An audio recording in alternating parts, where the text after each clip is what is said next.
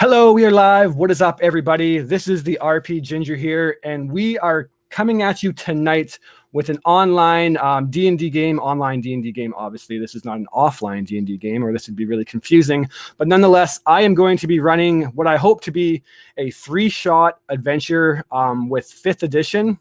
One thing that I want to say before I get too ahead of myself and start running this game is that this is actually a pre-written module that I'm going to be adding some slight tweaks to and changing it as we go on the way to the players' needs and whatnot.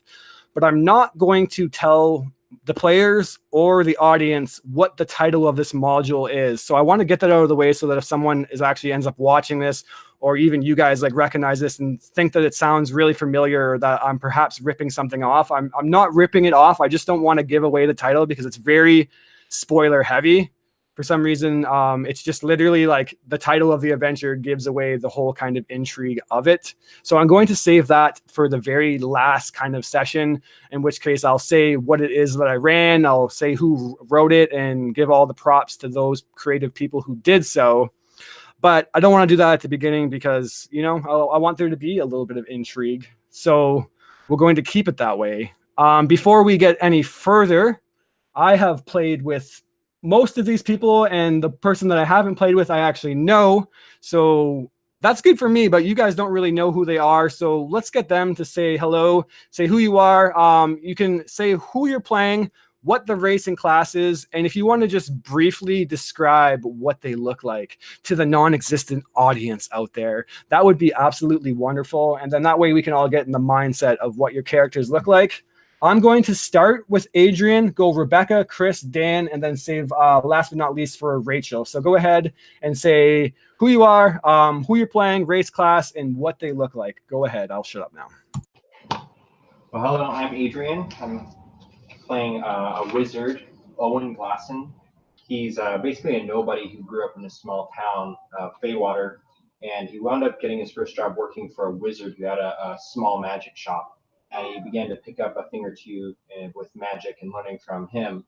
And eventually he decided he wanted to actually pursue that as something much larger, and he realized he reached his cap of what he could learn from the old man.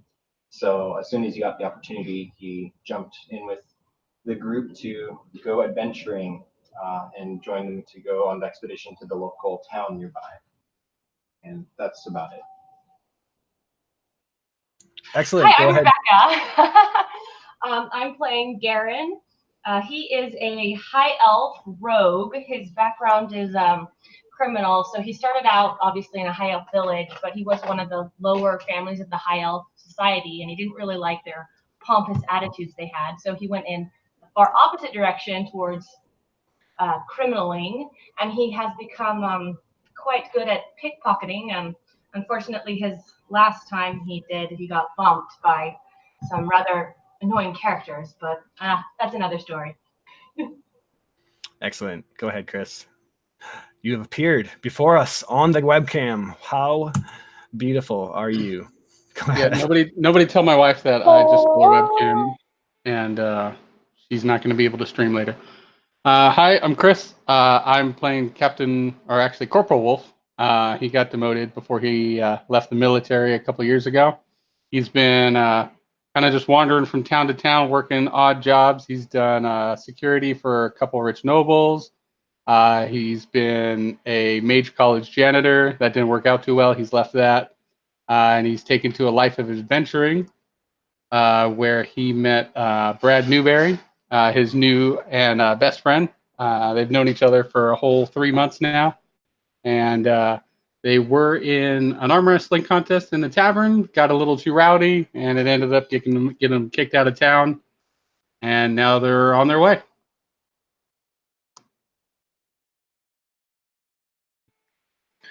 Hey everybody, I'm Dan. I'm playing a human fighter named Brad Newberry. He doesn't like talking about yesterday, and if you pick on him or his friends, they'll throw a cat at you. That's all I'm talking about. Interesting. Last but not least, Rachel, go ahead.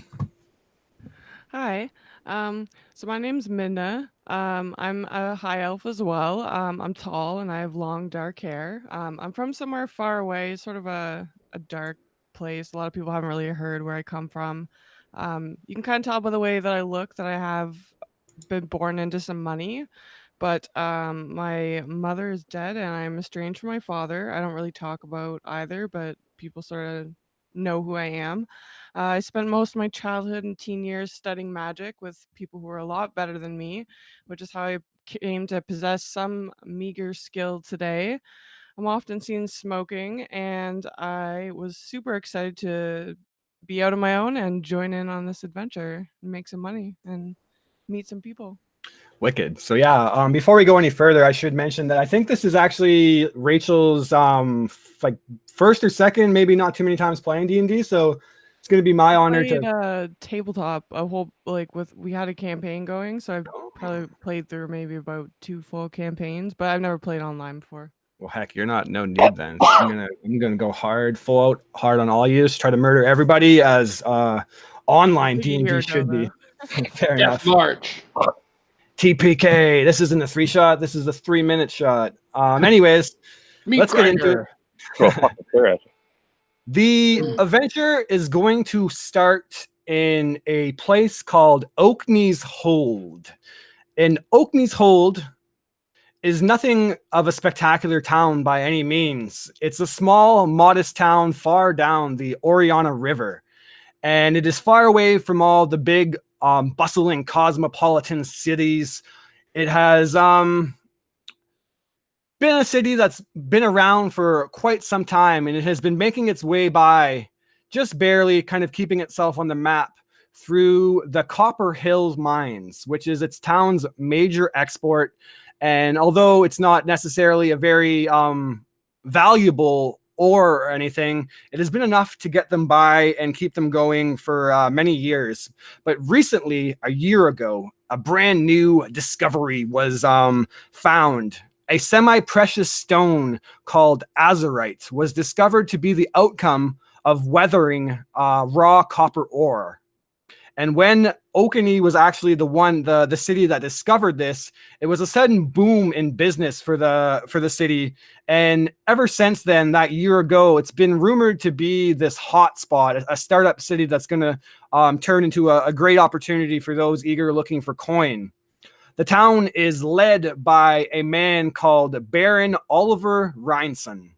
And he has never necessarily been called an inspiring leader by any means, but he has been known to be a fair one and has kept Oakney on the map. We're going to actually start and tell you how the party met. So we have Corporal Wolf, Brad Newberry, and Garen and Mida. Yes, Mida. We'll say that for now until she corrects me otherwise. They met in Brad's hometown, where Brad I forgot I was on mute. Midna. I actually took him from Legend of Zelda. Perfect. Midna. I will not bomb that, I swear. Totally gonna bomb it. Come on, man. Twilight Princess. Killing me, Smalls. Yeah, I know. I'm sorry. I'm a pleb. But anyways, Brad's troubled youth had finally costed him his welcome in his hometown when an overly boastful adventurer was laying it on thick to Midna. And being a highborn elf of the academy, he was bragging about how he had been all over the land and met many other exotic people like herself. And for all that talking that this man was doing about all the great things that he has seen and all the great places that he has been, Garen, our resident rogue, found it particularly amusing how little the man noticed his surroundings as Garen's sticky paw was dipping into his coin purse. But unluckily for Brad and Wolf, or unluckily for him, Brad and Wolf's arm wrestling match had got a little bit too heated, as for somehow a table or a chair, Garen's not even sure, hit him in the back from an arm wrestling match and bumped him into this bustling adventure, this big burly adventurer. And just like that, Garen's payday had vanished before his eyes, and a massive brawl broke out where the four were seen as the instigator of the fight. Just kind of meeting in that moment of being the guilty party, not even really knowing each other. Brad had his last fight in his hometown. They exiled him. So with his new friends, he decided to seek employment in this newly rumored Oakney's Hold. So they've been heading down the Oriana River, stopping for supplies. And that's where they came into the city of Fey Water and met Owen Glasson, who was this young wizard looking to expand his horizon, moving out from the wizard shop that he has worked most of his life onto a life of adventuring. He decided to go along with the party and check out this Oakney's Hold, which is supposed to be this great opportunity for coin. It's not too far from home for him, but it is definitely further than he has ever been. And the party actually had another student of Arcana. So that was an opportunity that he's seen to maybe even either further prove himself or improve his ability. The five has now spent many days on the road together, becoming acquaintances. And now Oakney's Hold is quickly approaching, and they are fresh and eager to start earning money. And that is where we kind of start the adventure. Are you guys doing anything in particular, now that I've talked for quite some time, as you enter into Oakney's Hold? Is there anything that anyone would like to be doing? Are we in a caravan, walking on foot, or what's our transportation looking like? I would say that it makes sense that you probably caught a caravan heading from Fey Water to Oakney. It's kind of a regular trading route where the caravan goes in and picks up some raw ore in Azurite and makes some trading with Zan's Emporium, which is actually where you were told would be a great opportunity to find a job. And yeah, so you're on a wagon and you see the town walls of Oakney in the horizon quickly approaching. You figure you'll be there probably within a few minutes even.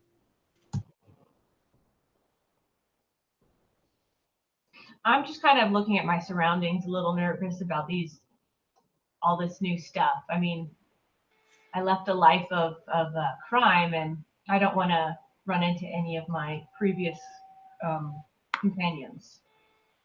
So I'm just kind of keeping an eye out for any people that look suspicious. Before we make it to town, I'm gonna look to Corporal Wolf and do you think it was when I threw the child?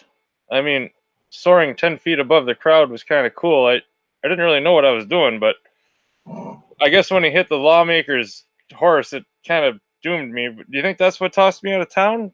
Fucking kid. No. It was definitely when you threw the lawmaker's wife at the other end of the horse, and horrible things happened to her. Oh, come on. That horse had its way with her, and that was just the end of it. And we should have known better. He should be thanking me. She'll be satisfied for months.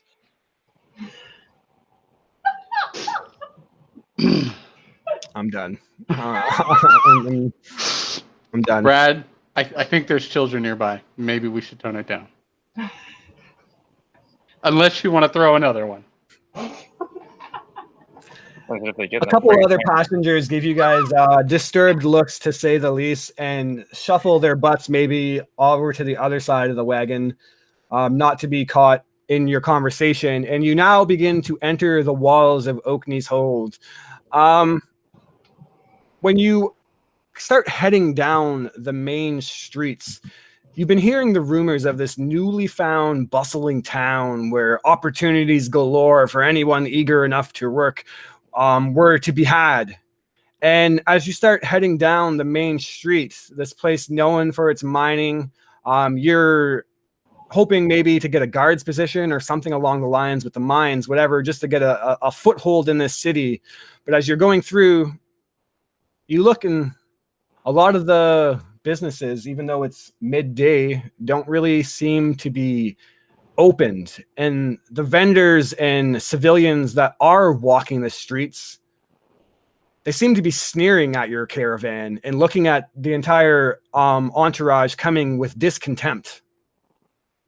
You see vendors selling fruits and peddling wares and whatnot, but they're not really saying anything. As you come along, they're helping locals, and as they come, they kind of just turn their heads and ignore you. You see a couple of prices on local fruit and think to yourselves that the prices seem absorbently high for an apple. Why the heck would an apple cost like 10 silver or something along that lines? It seems ridiculously Very social, so it's bothering me a lot that people aren't talking to me and that people don't like us. absolutely. And yeah, if you call out and like wave to maybe like I see one bad look. Yeah, I'm What's starting your to get problem? mad now. I'm getting upset. I don't like this. yeah, and they turn your head, and as you say, what's your problem? They sneer and walk away. You hear one mumble under Try their and breath. blow the smoke off some, and no one will help me out. What the hell is going on? Yeah, and they're just fucking outsiders, and they walk down the streets. Pick up the closest wine bottle. Just pretend to like get ready to throw it, and fucking looking for somebody to just gives me the wrong look. So Owen, at this point, I think Owen would tap Brad on the shoulder, and Owen's like pretty happy-go-lucky and kind of naive, and he doesn't really notice like how much people are ignoring us. And so he taps Brad on the shoulder. And he's like, "Hey, you're a mercenary, right? Where do you think we should go to get some work? Everything looks like it's either closed or like I don't know. We don't want to buy fruit. It's too expensive." I don't I never been here. I don't know. I don't know where. And then I just slowly put the wine bottle down and just be like, huh, everything is kind of expensive. What the hell is it so friggin' expensive for? Yeah, I'm kind of at a loss too. I don't really know where we should go. Everyone's kind of like doesn't really seem to want to talk to us, so I'm kind of wondering who we should approach here. My character has always found that a tavern is always a good place to pick up information, which is why I was there before. I kind of want to look for a tavern and not make a huge deal about it and just kind of blend in to be able to listen to some over talking. It's a good idea. I like the tavern idea. You can always find cool people at bars. Yeah, last time I was at bar, I had a good time, eh, Corporal? All right, you have to wait outside. I'll tell you what.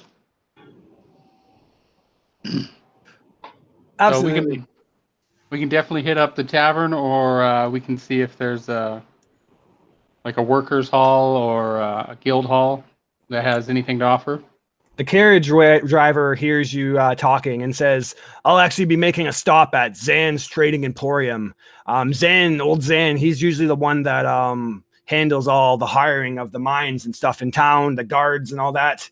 He's usually the one to go to. But if you're looking for taverns, we have the Iron Ignite, we have the Copper Cup, and a couple of inns, actually. The Baron's Favor is one of the nicest places in town, but I've heard of recently the prices have become so high that only a noble or a king could afford it. I don't really know what's going on, but definitely high prices here in Oakney lately. Another inn is the Orc's Eye, but it's a pretty ramshackled and terrible place. If you didn't get the drift by the name, I wouldn't recommend going there, especially with your well-mannered friend, as he looks to Brad. Surely a problem would arise if you ended up there. What's But your problem? So the Orc's Eye it is From this then. town? Are you from this town? Can you give us some like an idea? Where do you think's the best place to where can we find some work?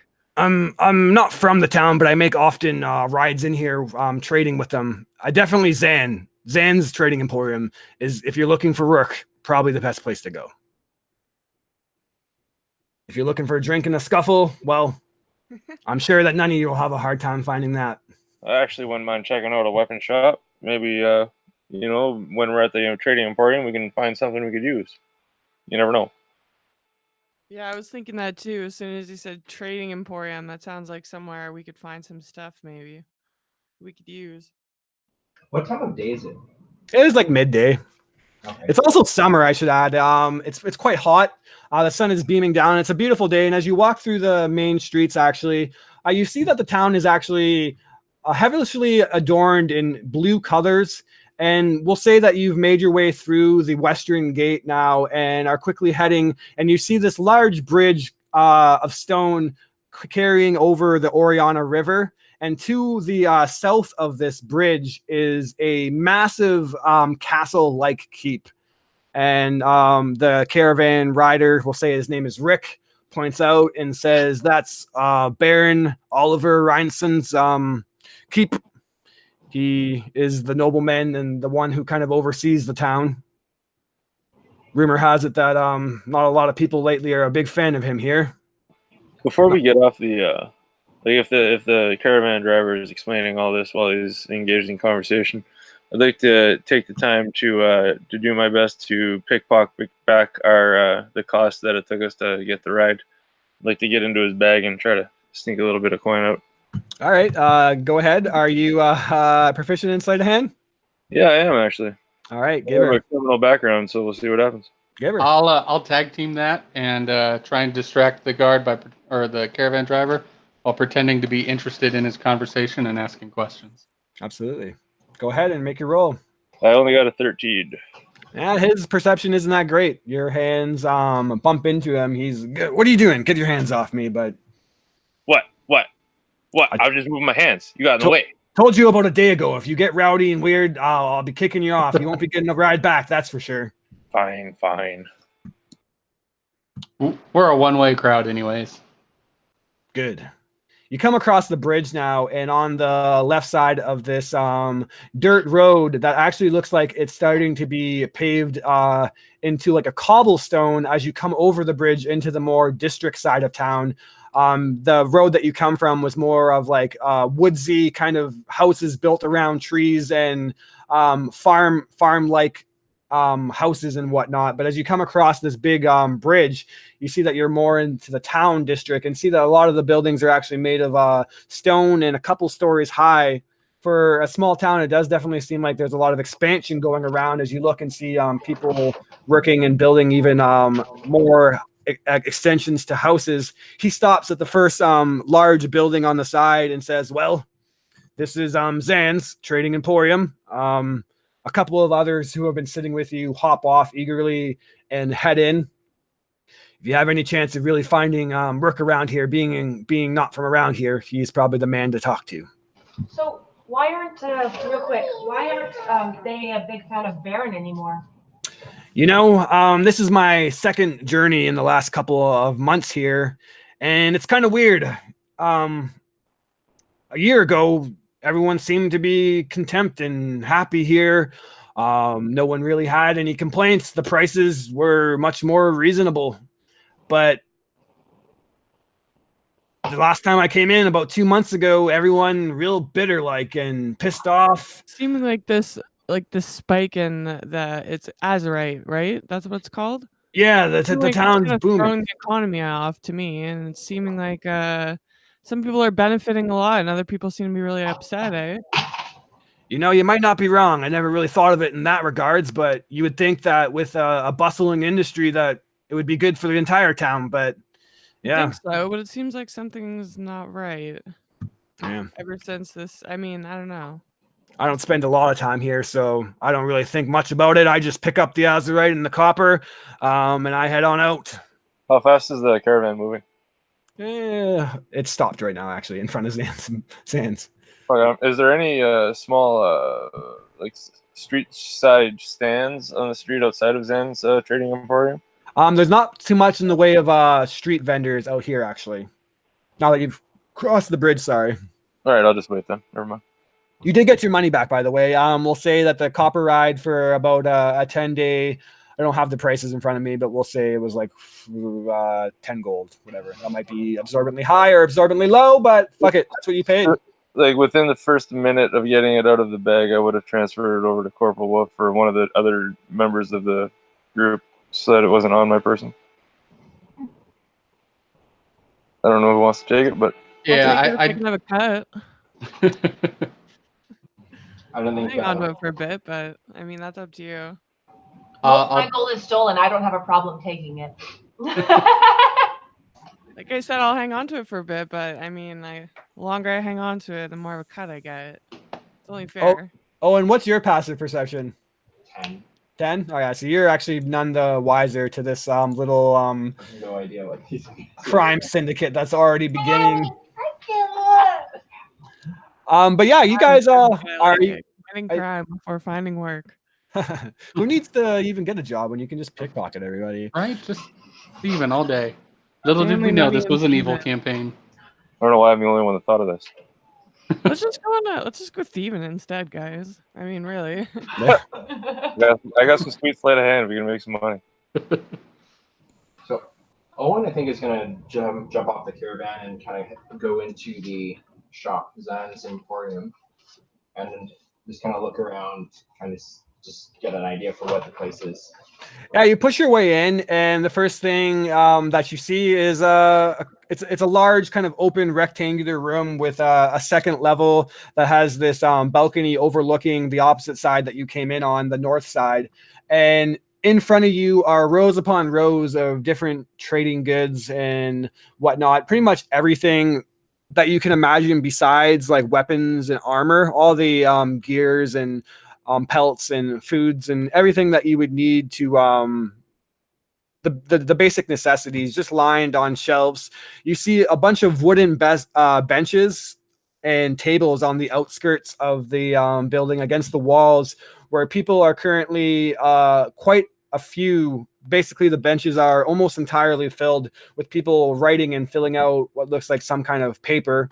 On the opposite side of the room, underneath this balcony that overlooks the entire store, is a big kind of gated off desk, kind of like these wooden or not wooden metal poles coming down and blocking off Sorry, can I ask a behind the quick counter. question? Did we all go into the store with him, or is he just in this on? Is this like a solo thing? He hopped in by himself. It's up to you whether you followed in or not. Okay, snuck sorry, in I wasn't sure if we were all okay. Yeah. I kind of walked in, kind of assuming you'd all just follow me, but my own curiosity, I just went in. Sorry, maybe that's a dumb question. No, that's fine. Wolf's looking for a tavern, depending on what time of day it is. Tavern, midday. Like I'm Yeah. still outside looking for somewhere to buy cigarettes. It's beer o'clock. It's time.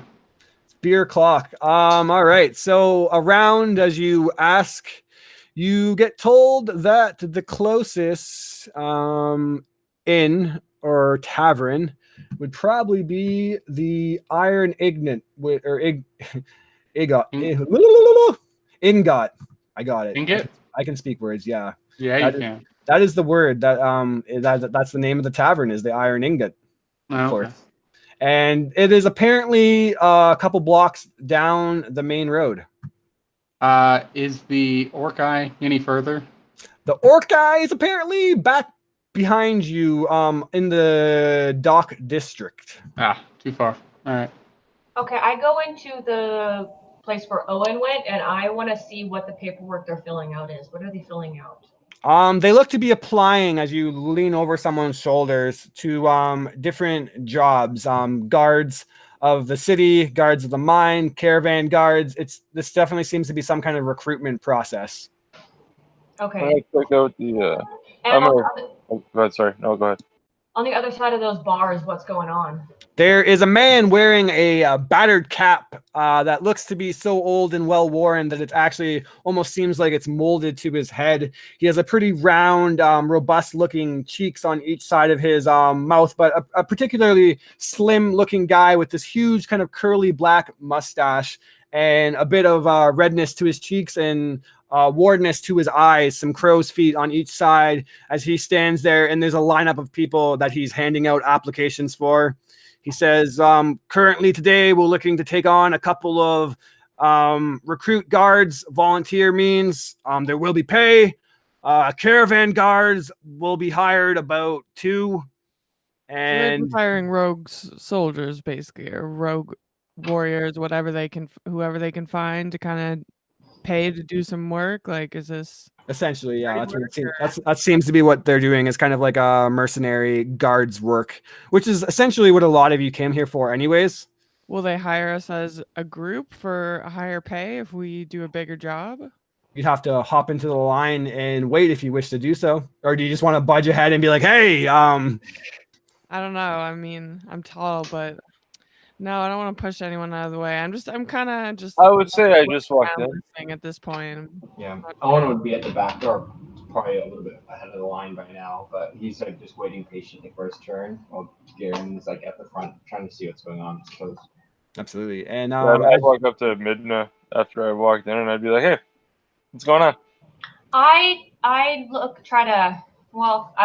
to look at the paperwork and see what like filling it out would be. It's nothing too intricate. Name, where you're from, experience, And that's basically about it. I don't know what the equivalent of a medieval resume I would guess I'll look like. hop in line and try and talk to Yeah. someone. I mean, who's this other guy you were describing in the corner? What do we want to talk to him? I mean, he looks interesting. Does he have some work or what's going on? Mustache guy seems to be the one that the line is leading to. He's behind the counter, which has the poles Okay. kind of segregating off. So I gotta wait in How many line. were you hiring? Can I fill out an application for a group and go back and converse with these fine fellows? Yeah, you can fill out a group, but you have to wait in line like everybody else here. I don't know if you think you're special or something, but you're not. Can I well, I want to first fill out the form for the group, and then I want to can I sneak into like a spot that looks like no one's looking, that's kind of closer to the front of the line? You wanna try to budge in front of somebody? Yeah. All right. I'm rolling deception. If they're like, oh, I was already in front of you. All right. Let's see how that goes for you. Oh gosh. Okay. Is there like a rolling tray? Hold on. Let me move my keyboard. While this is going on, Wolf will abandon his quest for a tavern and walk in as well. Yeah, you're like, beer clock, anyone? Beer clock? And then you look around and everyone's apparently just left you out in the streets. I got an 8. An 8. Yeah, you bump into a large kind of muscular looking individual. Apparently everyone you bump into is large and muscular. Yeah. They're really creative. And he has this kind of like no-sleeved, raggedy looking shirt on, a heavy farmer's tan. And as you kind of step into him, he says, "Hey, piss off. I've been waiting here." Hey, I saw that. She was in line and you bumped into her, buddy. Or him, sorry. Bumped into him, buddy.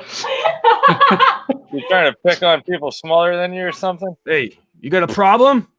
Yeah, I got a problem. Who do you I got think a you problem. are? You can butt in I'm line. just trying While to he's distract facing him. the other guy, I sleight of hand and pickpocket him. All right, go ahead. The pickpocket rolls the wheel. Pew, pew, pew. Man behind the counter. 19 plus 7. Yeah, you slip in and you get some nice, high quality pocket lint in your hands. Some of the finest quality you've ever seen. You actually stole his pocket. Dexterously cut it loose and snatched it, and it's empty. You can't take a spot in line and get out of there. As you are calling him out, and he looks like he's ready to. He's an irritated looking man already. And a couple lines away, for a couple people away from being in, the man behind the desk says, "Aye, if any of you want any kind of sort of jobs here anytime, you better knock it off and wait in line like a patient bunch of individuals that I know you can be. Damn it, Brad, just Beer o'clock. come here. If you can't handle waiting in line, then I don't reckon you should spend much time here. You're not going to get hired, so piss off." The man looks over and says, I haven't pissed anyone off yet, so I mean, yeah, everyone else is kind of looking at you guys now as you're borderline creating a scene. The man turns around and says, I'm trying to slowly edge away and pretend I'm not with this group of people. some high heat individuals. I'm assuming Wolf will walk up behind Minna and grab her around the shoulder and then just kind of scoot over into Owen and be like, "All right, we're in line." Yeah. And we now have moved 10 spaces ahead of line. We were with Exactly. him. And He was holding us in line. about a 10-15 minute wait, and you guys finally get up. Garen, you're kind of waiting there expectedly. He says, like I said, there's not a whole lot of opportunities. The name's Zan. Do you want to fill this out? How many of them are you? Oh, wait, I got this. Can I come up and kind of like slide the form in front of me? Yep. And then on the application, I'm just going to write in big letters, 2 wizards plus mercenaries, and slide the form back over. We can take your most hardest job. Most well-paying job. He looks at it. He's not wrong. Right. I'd like to suggest that as a group, if we take on a bigger job, maybe we'll get a bit of a higher pay. I mean, that would be cool. He looks at the slip, gives you a cocked kind of eye, and says, "All right, well, a couple more minutes and we'll be going through the process. All the individuals that will be doing the hiring will come in and do so. So if you want to grab a seat on the bench and wait around, we'll see if you're our lucky winners of the great contest, he says. Feel free to browse the Emporium as you spend your time here. The name's Zan. I've been running this. My family's been running this trading post for many a decade, so it's one of the finer ones around. Anything you need, you'll probably be able to find. Do you mind if I ask, how are you making this this decision? Are you picking the best person for the job, or is this like a random lottery here?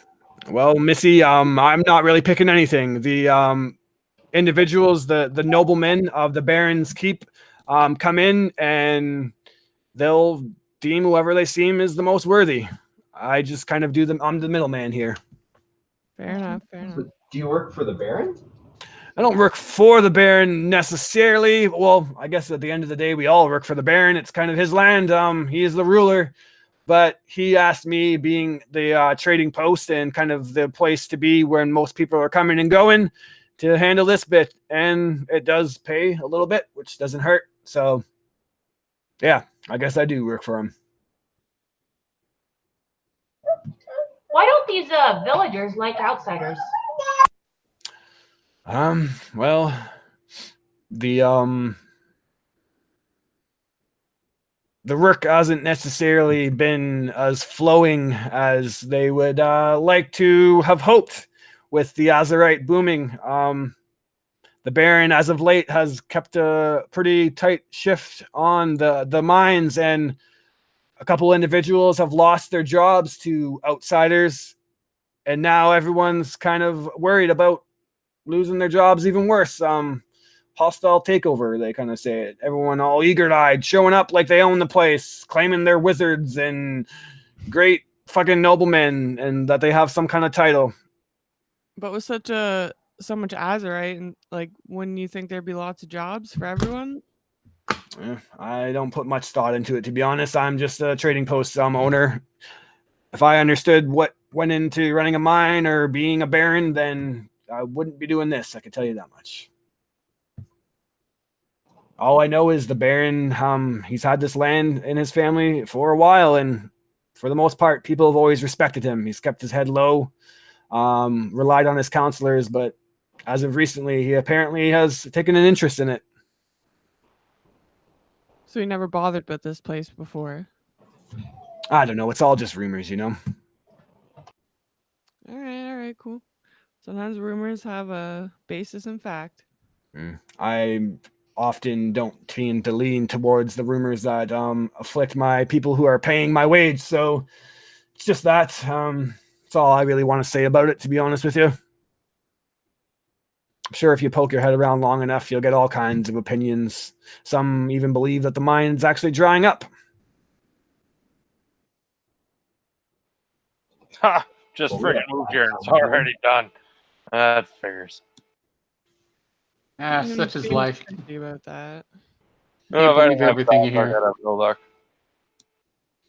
So you guys spend afterwards about 30 minutes is going to pass before anything happens. Is there anything that you guys are doing in particular? Pacing. Lots of pacing. Don't like waiting. Pissing me off.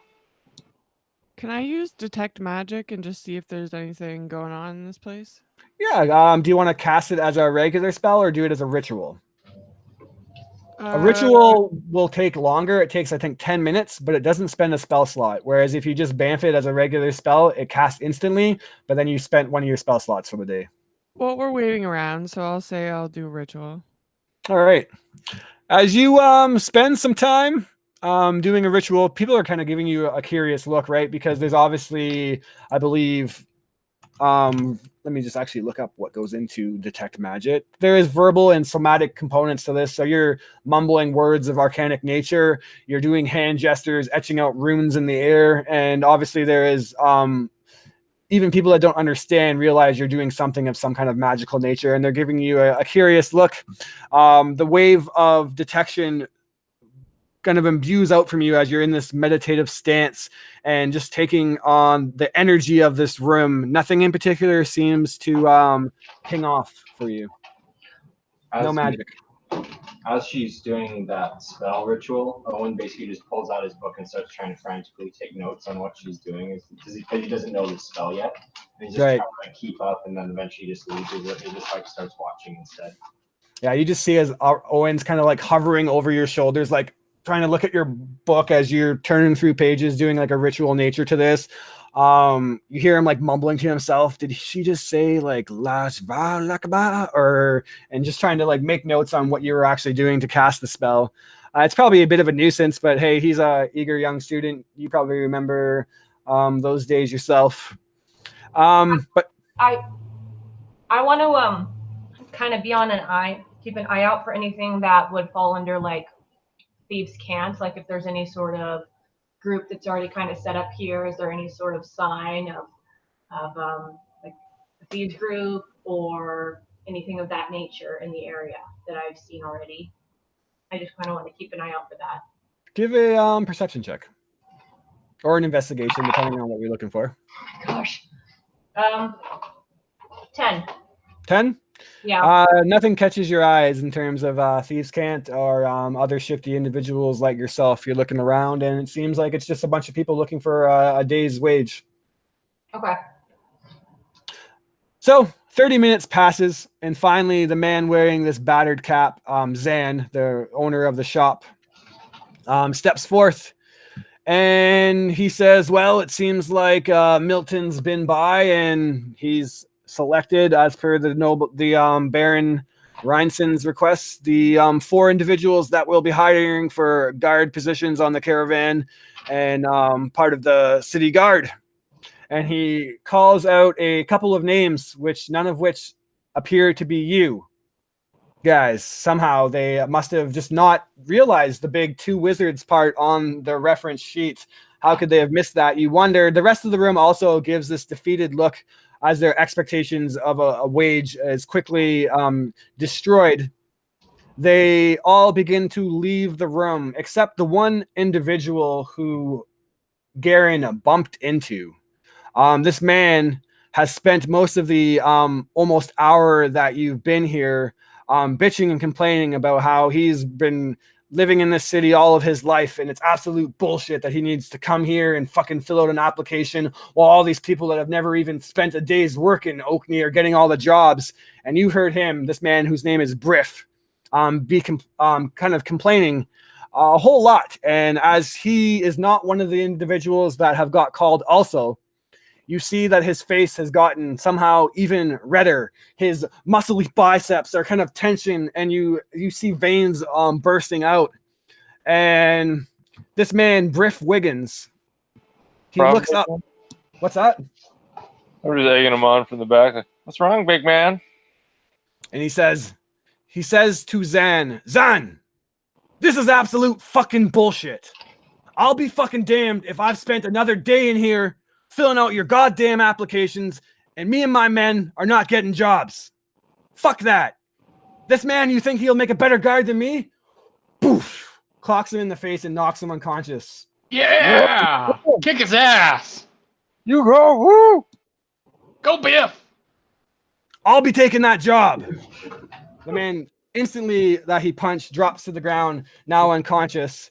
And Zan's like, listen, Briff, I know you're a hard-working man and hot-headed as fuck, but that's not how it works around here. The Baron's spoken, and he's like, I don't fucking care what the Baron says, Zan. And he starts to go over, and he reaches his hand past the desk and grabs Zan by the collar and pulls him in.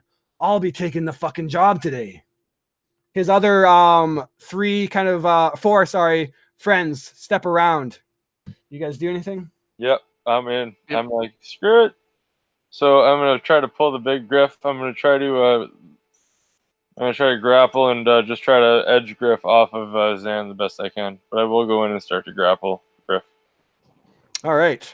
As you begin to step forth, his men have kind of surrounded. You bump into them, and he says, "Hey, piss off, yo! This doesn't concern fucking outsiders." Screw you, ugly face! Bam! And I'm gonna elbow him in the nose. All right, go ahead and roll an attack. All right, I have a couple of interesting attacks. Yeah. I'm gonna do an unarmed strike. And I rolled a 20, not a natural 20, but a 20 to hit. That's gonna get the job done. Miss. And this elbow is gonna equal 6 damage to his nose. 6 damage. Unarmed strike. I'm assuming that you have some means of bogus then, because normally an unarmed strike is 1 damage plus your strength modifier, or do you have a 5 strength modifier? I have a 1d4 plus 3 strength modifier plus 2 for my tavern brawling. I was gonna say, sounds like a tavern brawler to me. All right, you cold clock this motherfucker right in the face and bust up his nose quite good. What the fuck is wrong with you? Didn't I? Starting to pour from his nose as that will be initiative from anyone wishing to get into this, because Briff turns around and sees some healthy competition and says, "What, you think you're better than me?" As a bonus action, because I have this option, if you're going to allow me to use it, I'm gonna jump on this ugly nose guy who's bleeding. I'm just gonna run up and like leap into the air and full on all fours just grapple him right around the chest and just. I have to wait until the next move, but that's what I'm doing. So wait, you can bonus action grapple? Is that what Tavern Brawler is? Yeah. All right, go ahead and make a grapple check then. What is a grapple check? Is that a strength check? For you, it has to be strength, because the instigator has to be athletics, and then the defender can choose athletics or dexterity. Okay. And everybody else roll their initiative, because I'm going to get everyone's initiative really quick. Sorry, Garen, you look like you wanted a whole lot. I rolled a natural 20. On initiative? Nice. I got better than 19, Chris. 19? Yeah, you grappled this guy, no problem. He's still busy trying to like stop the bleeding from his now broken nose. And you have him in a bear hug. Is there All a right. modifier I need to add for my initiative check? Dexterity modifier. So whatever your dex modifier is, whether it's a plus, I don't think you, maybe it's a +1, but I don't think you took a dex modifier. +2? All right, so yeah, that +2. So Yep, I rolled 14. 6, so it's going to be 19 for me. 19 on... All right, and what was that, Dan? Or Yeah, 15? 14. 14. And Owen? I got a 9. Oh, sorry. So actually, it was a 23 because it was +3 to initiative. Awesome. Okay, so the way the initiative is going to work is Garen's obviously starting off, and then following Garen will be Minna. So, Garen, you see this all quickly de-escalate. You're having flashbacks of the tavern all over again, as a broken nose has already happened. What do you do as you see Brad now bear hugging a man with a shattered nose? I want to look and trip anybody who goes for him. So if there's any of the guy who has the broken nose, any of his friends. Yeah, you see that 2 individuals instantly look to like they're gonna start heading in Brad's direction. Can I somehow trip them, or I don't know? Sorry, this is my first time doing a ranger. A rogue. I'm always a ranger. I haven't done a rogue. Yeah, so basically you can do a shoving attack, and a shoving attack you either choose to knock them down or push them back 10 feet. So it's very similar to a grapple, actually. Okay, can I go ahead and try that? Yeah, okay. You can definitely do that. And do I roll for that, I assume? Yep.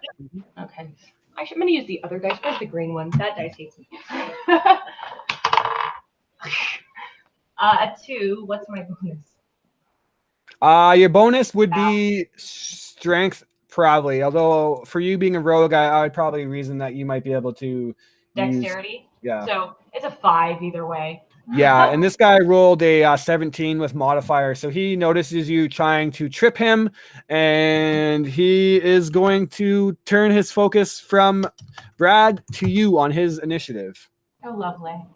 And he looks like he's getting ready to clock you. Anything else on your turn? Can I get my cure tree out just in case? Or Yeah, sure. My dagger, one of my daggers. You whip your dagger out, to which he wasn't, he had just fists out, but when he sees you reach for that, he reaches onto the shelf and actually grabs a crowbar. Oh, lovely. This is getting bad. All right, Minna, you're now up as shit has started to hit the fan. A man now adorns a crowbar towards Garen, and Wait. they're... Sorry? Sorry. Do I get improved? Sorry. sorry, there was something that you were saying. Was the sneak attack was? Oh no, I didn't even hit. Never mind. Okay. False alarm. Back to you, Minna. What do you got? I don't really want to get involved in too much of the fighting here, but I'd like to use prestidigitation to create a small effect. So it looks like there is a big dog standing in front of me. It's not real, but it looks pretty real, and hopefully that kind of deters someone from trying to attack me right now, because I don't have a lot of strength on my side, but hoping this big dog looking thing will scare someone off. All right. So prestidigitation, your limits of illusions are kind of like smaller things. So what you end up doing is like maybe creating an illusion of a small like hand size. Yeah, I wasn't really sure how far I could go with that one. I was kind of hoping that would maybe Yeah, so that would be more of like a minor illusion thing, but you can create a non-magical trinket or illusionary image that can fit into your hand and last for 1 turn. Is the limit of its illusionary thing. Other things that you could also do is like create puffs of wind or whatnot, so you could knock a bunch of stuff off the shelves to kind of maybe spook people away from you, or it's up to you. That's a good idea, but that's more like a minor illusion kind of thing. Could I do like if someone comes near me, they don't actually get damaged, but they feel like a minor electrical sort of like like an uncomfortableness that makes them not want to come near me if they're within like a few feet of my person? Yeah, so I'm gonna say that you can definitely make yourself imposing, and maybe like you create the illusionary Not really effect. an That, attack, but yeah, it kind of makes them feel like they're getting a bit of a shock and it's uncomfortable. Yeah, so what I'm gonna say is then roll me either an Arcana check or a performance check. Which I don't know. That will be in your skills. So if you're using Fantasy Grounds, click to the skill tab, and it will tell you what your modifier is, and you can just roll your dice and add the modifier appropriately. I'm seeing as I'm just looking Sorry, myself. I have it open. I'm just not seeing like I see all my skills here, but I'm just not. Yeah, so you have a +6 to Arcana and a +0 to performance. So you're probably best to do an Arcana roll. So rolling the D20 and adding 6 to it. All right, cool. Just So in the that's meantime, gonna be 14. 14. So yes, a glow in your eye begins to form. A lick of electricity kind of bolts past down your arms and creates this aura of obviously magical arcanic nature to you. You don't know how much of an effect that's going to have, but anything else on your turn? Nope, just gonna stick with that for now. All right, you can't create distance. Nobody seems to be heading in your way anyways. As the man with the crowbar now, sorry, Dan, were you going to say something, or Brad? yeah, no, I just made out of game. I made a quick mistake on my character sheet. My fighting style gives me +2 when I have an improvised weapon in my hand. All right. When I do an unarmed strike, I don't have +2, so I actually take 2 damage back off of the guy that I hit. All right. I am allowed to grapple him with Tavern Brawler, but the +2 comes from my fighting style but I have to have an improvised weapon in my hand. All right. Can I also make a mention that I have sneak attack, which once per turn you can deal an extra d6 damage. The attack must, yeah, so what sneak attack is if you're either getting advantage on somebody or you're attacking while there is an ally with you and you hit, you do extra damage. So, okay, that wouldn't have worked but wait.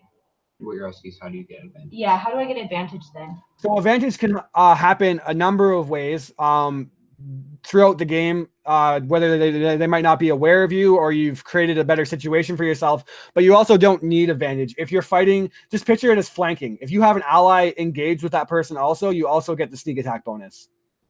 Okay. So basically, if you're fighting somebody that your party's fighting, you also get to do sneak attack. So I wouldn't be able to have strike subtly because he was going for the other person. Yeah, so he's seen you. Basically, what you could do is if you lose line of sight with him somehow and then hide, that would, I believe, give you advantage on the attack in which you can sneak attack. And it's a pretty busy room, so maybe there's a chance that if you got away and broke line of sight, that you could. But unless you have either advantage by some means, which can happen a number of ways, or you're fighting somebody who's fighting an ally, then that's how sneak attack is prompt. Okay. Good? Yeah. All right. Well, then a crowbar now, as you're thinking of how your rogue training works, is swung towards your face aggressively. He rolls a 22 to hit, which I'm going to assume does so. He was just going to punch you, but now that he has a crossbar in his hand, that fucking hurts a whole lot more. And he's going to do 3 damage to you as he says, "You trying to pull a knife on me? This one's got a knife, boys." And boof, clocks you right in the side of the head. You tumble over into the shelves and almost knock over the shelf entirely as a bunch of goods hit the floor. And Zan yells out, "Aye, come on, boys. Everyone settle down. You're going to fucking ruin the place." That's it for him. Corporal Wolf, you're now up.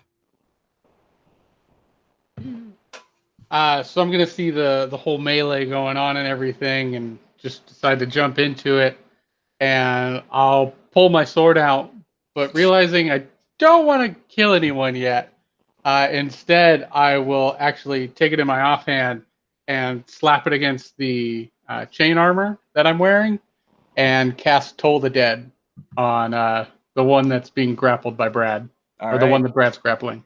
Cool. That's a roll for me or a roll for you? Roll for me. Let's see. It is 22 to hit. Yeah, that's going to get the job done. Actually, nope, I lied. It's a wisdom save. I don't have to roll anything. So you roll. Little cheat. Beat a 12. Sure didn't. All right, so Brad's done damage to that guy, so that becomes a D12 instead of a D8. And it is 8 damage. 8 damage. Are you going to kill or are you going to knock him out? Oh, we'll just knock him out for now. All right, what does that look like?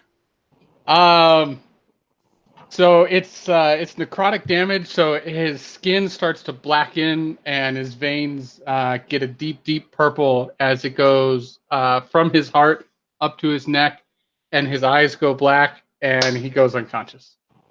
Ooh. And just crumples to the ground.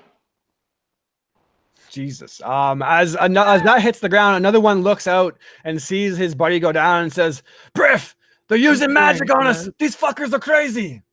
Anything else on your turn? I will. Is that a bonus action?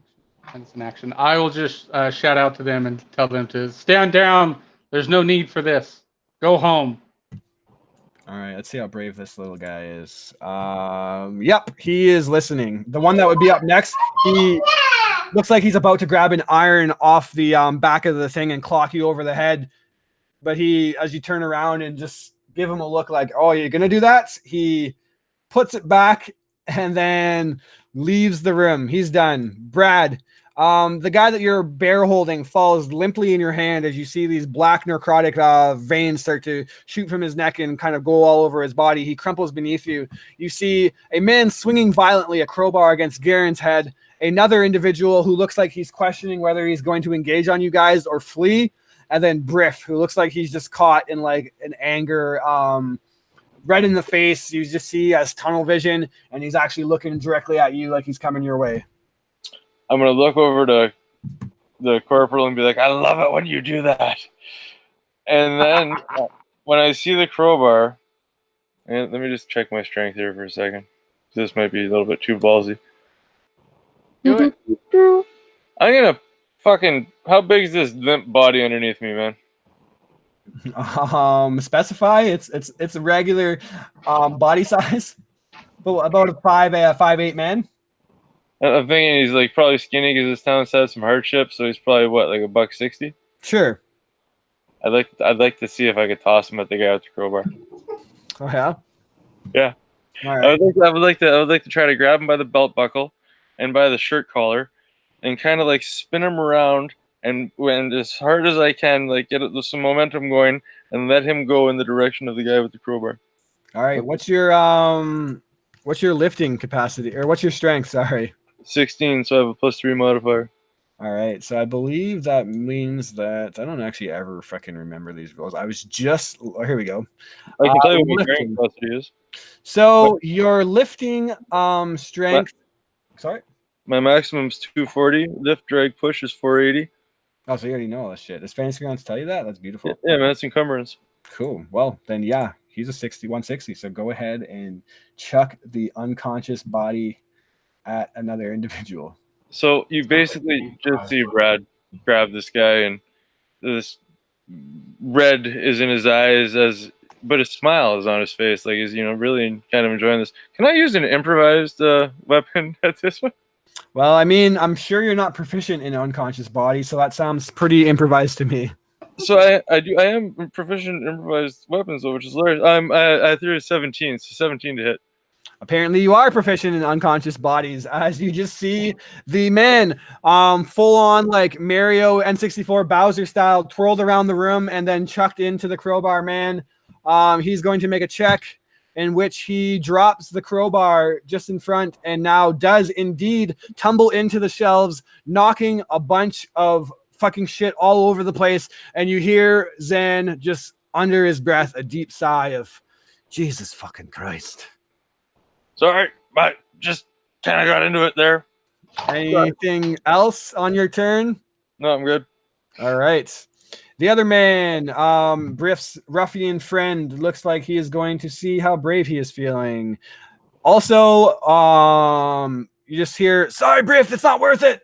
And just fucking bolts it. Owen, you're up. As he runs out, I'm going to kick him in the ass. All right, you get an opportunity attack. Go ahead and do so. I love it. 15 to hit. Yeah. One point of damage plus your strength modifier. You give him 4 damage. 4 damage right to the ass. He's gonna feel that tomorrow for sure. A boot print right on the butt. Owen, what you got ready for us? As now it just looks like there is the man who had a body chucked at him, and is just tumbled into the shelves, now trying to pick himself out of the debris. And then Briff, who looks like he's just about to start running across the room towards Brad. So Owen's gonna pull out from one of his belt pouches.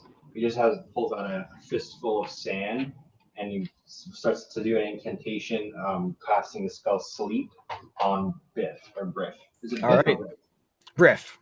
Okay, so I believe you would make. Nope, you roll 5d8, and if you overcome his HP, then he will fall unconscious. 5d8. Okay. I've given him a nickname of Briff the Broke, by the way. That's a good nickname. Maybe it'll catch. Okay, so that's 8, 14, 28. 28. He stands there momentarily wobbly for a second, grabs onto his shelf and almost knocks himself over. But then as a bunch of things fall off, he collects himself, shakes it, and then looks over at you. The sleep didn't take hold. You were, I'm not going to tell you how many hit points shy, but you didn't quite cut it. Not quite. Anything else on your turn? He cusses under his breath and then tries to hide under the table. All right, you go to duck under one of these bench tables that you have been recently just kind of waiting by patiently, to which he says, you hear Briff call out, "Oh, you think you're going to fucking use your magic on me? Think again, you fucking outsiders."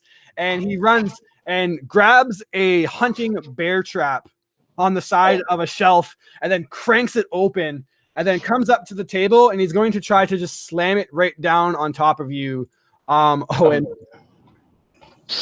Can I cast shield as a reaction? Yeah, but I can tell you what I'm going to roll first, so you don't have to waste it necessarily. Okay. He rolls 20 to hit. Shield is +4, right? It's +5. And if it matches, does actually no, I've got a craft defense. Matches means he still gets through. Yeah, it doesn't matter. I was thinking I have 15, but I have a 12 armor, so yeah, I just get a hit. I get hit. All right, so you're going to take max damage. 4 points of damage as the hunting trap just literally slams onto your leg. It now basically has you trapped in there, to which he starts to go on this rant. "You fucking outsiders think you can come into my town and just do whatever you want, get any job you want while we're out here working hard." He grabs a hammer off another side of the thing, and unfortunately, he wasn't going to go for you, but since you cast the spell on him, it kind of just went back. He gets another attack. I'm sorry. Hopefully I don't kill you. And rolls this time only a 14 to hit, which your shield stays on. And he just wham, slings it into your forehead, which could have been like a pretty life-threatening strike. But your shield, I believe, overcomes that AC, right? Yeah, so I would have a 16 with the shield. Yeah, so it just bam slams into your temple, but there's just this millimeter of like slightly transparent, glimmering magical energy that blocks it as you're kind of just like sitting there with your eyes closed, yelling out in pain, wondering if this is how you die. But your magic holds true, and that ends Briff's turn as Garen. You are now broken out from combat as a man is just thrown into a shelf, laying prone, trying to push a body off of him. And there's just like magnifying glasses and lanterns and jugs and everything that you can imagine just littered across the floor now as Zan's Pour Emporium is being dismantled. What do you do? Is there anybody I could get advantage on when I attack? Yeah, if you run over to Briff, actually, or Briff? Owen, because Briff's now engaged with Owen. Yeah. You could actually, we could get a sneak attack on him. Can I go over and do a sneak attack with my cure key to his back? Yeah. Okay. So you roll the hit, and then if you hit, you get to do the sneak attack damage. Do I get advantage on that? No. I don't think you said I could get advantage on it. So it's kind of weird. Sneak attack doesn't give you advantage, right? You get sneak attack if you have advantage or if you're flanking somebody is the easiest way to think about it. Would we be considered flanking because I'm in combat with him or no? You would be considered flanking, but flanking doesn't give you advantage, right? It only gives you the sneak attack. Okay. Which is an advantage. A little bit weird. It's on the floor. Go ahead and reroll. Reroll. Yeah. Oh my gosh. What is my score? So 11. 11. Yeah, that doesn't land. And he's actually going to use one of his abilities to reactionary parry and swing back at you. And he's going to try to grab your arm. So this is a grapple check. Oh, you fucking bombed it. So he rolled you got to beat a 7 with either acrobatics or athletics, your choice. Do I have to roll? Yeah. Yep. Oh, I can probably beat that as long as I don't roll like a 1. Okay, I have a +5 and I rolled a 4. Yeah, so he grabs onto your wrist and you quickly slip your wrist out and he goes to throw you across the room, but no, you slip out. And anything else on your turn? I can't disengage at this level, can I? You can bonus action disengage, I believe, maybe. I don't know if I can. I think that might be a higher level. This is my first time with a rogue. I read it, but I don't know what level No, I need to be. looking it up really quick. It's honestly been a bit for me too. 2 seconds as I pull up the old Rogue. The old Rouge. So you have sneak attack, expertise, and thieves can't. Nope, you get cunning action next turn or next level. Okay, can I? I'm trying to think if there's anything else I can do. Probably not a whole lot in that regards. You can speak. No, just nothing I can do really. All right, Minna, what do you got? All right, so sorry, just so I'm keeping following this, is Briff still like conscious? So at this Briff point? is currently towering over Owen, who has kicked over a desk and slammed a bear trap onto Owen. And then you see Garen start running across the room and just try to jump on his back and stab his dagger into him. The dagger misses, and Briff goes to grab onto him. He slips out, and now they're both like engaged at each other, looking to see who's going to make the next move. The other thing that's going on is one of the other ruffians is picking himself out of a bunch of debris, and he looks like he's about to stand any moment. You don't know if he's going to run or not, but that is what's going on in the room. Can I use prestidigitation and try and get a bottle from the ground or off a shelf and smack Briff on the head as hard as I can with it? You could try to you could use a puff of wind to knock it over. I don't know if you hit him with it. Yeah, so much as hit it with it. I would maybe give it to you if you had Mage Hand. Do you have Mage Hand? No. No. So yeah, those are all like really good ideas, but prestidigitation, although it is like a really creative cantrip, I hate saying no, but there is like a semi-defined limit of what it can do. If I cast shield because Briff's engaging with. Shield is a reactionary thing that you do on yourself, so it wouldn't so actually it's help. Only for me, I can't. Yeah. Use So it if someone also. goes to attack you and it's going to hit you, I'm going to tell you the number, and then you can choose to spend your reaction to boost up your AC by 5. So that's not something you really do before being attacked. Yeah, no, I was gonna try and use it on. All right. I'm gonna use shock and grasp on Briff then. Awesome. Right. So you run up behind him and go ahead and make the attack. D20. D20 plus your spell casting modifier and proficiency bonus. That would be a total of, what is it? Looking it up for you. Sorry. If you don't have it, if you do have it, then you can just tell me, shut up, I know what it is. But if you don't know what it is, I'm trying to look here. no worries. Sorry, I've never used this It's a website plus. before. It's a plus Where's 6. my spellcasting modifier? So your spellcasting modifier is your intelligence and your proficiency bonus, which is currently 2. So you have a total of plus 6 to cast spells by. Oh, still only rolled a 10 though. Yeah, 10's not going to get it done. As you, Shocking Grasp is actually like you kind of run across the room and electricity now starts to spark between fingertip to fingertip. You go to run and charge at him, but he sees you coming, and Briff is a far more experienced fighter. You can tell that he's been in a couple tussles himself, and he sidesteps and almost trips you, but he does not. Anything else in your turn? Can I back away from him, or you can back away, but that would it wouldn't prop an opportunity attack because he's already spent his reaction. So as you gauge it, and he's aware that you were there and tried to do something, but he's so preoccupied in the opportunity or the unfolding situation that you think you could probably slip out without getting bopped. All right, I'm gonna do that then. All right, you do so. You step back across. You come like charging out of my mind. You just like a bull, like a troubadour or whatever. He just kind of sidesteps you, and you just kind of changed to 180 and exactly. Wolf. The other ruffian stands up, and he's going to see how brave he is feeling. This guy's actually feeling pretty brave. He's a brave boy, and he looks to the ground and he finds himself a grappling hook, and he starts to swing it around, and he's going to huck it across the room and try to give Briff some help. I'm just gonna roll a d4 to see who he goes after, and that would be actually, sorry, it's gonna be you, Minda. So he's going to try to grappling hook you, which is pretty improvised himself. He is going to roll a 16 to hit you. So go ahead and make me a dexterity saving throw. Is that D20? Yeah, D20 plus your dexterity saving throw modifier, which is a plus 2. The dice. Do I roll again? Yeah. If it doesn't go on the table or it's like a true roll, then go ahead and always re-roll. All right, hang on. I really dropped it. It's gone forever. It's gone to the abyss of underneath the computer table.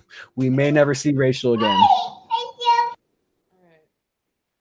False alarm. She's back. Try this again. All right. So sorry, and that's with what modifier? Sorry. Plus 2 dexterity. All right. So that's going to be a 14. 14 is enough that the rope swings around you and begins to wrap around your legs, and you almost fall prone, but you instead start to hop, and you're like bunny hopping along now with this rope around you, trying to keep your footing. You can't, it's going to take you your turn to kind of wiggle your way out, but I guess it's still his turn, and he has you wrapped, and he's actually going to just straight up pull. Actually, no, he spent his action, so no, that's it for him. Wolf, you're up. A man has grappling hooked Minna, and Briff is currently like 3v1ing the rest of your party. I'll go ahead and save Minna. I'll run over to the guy with the grappling hook, and magic's too good for this guy, so I'll just take a big mighty swing at him. All right, and because I'm not very strong. I'll use Great Weapon Master on this. So you're garnishing the sword at this point. Yep. All right, fuck him. Let's see. So it's -5. Oh, so it's +5. So I take the roll. So 17 to hit. Hits. Fuck him up. A 1 and a 6. So 7 plus 3 is 10. So 20. You killing or are you knocking out?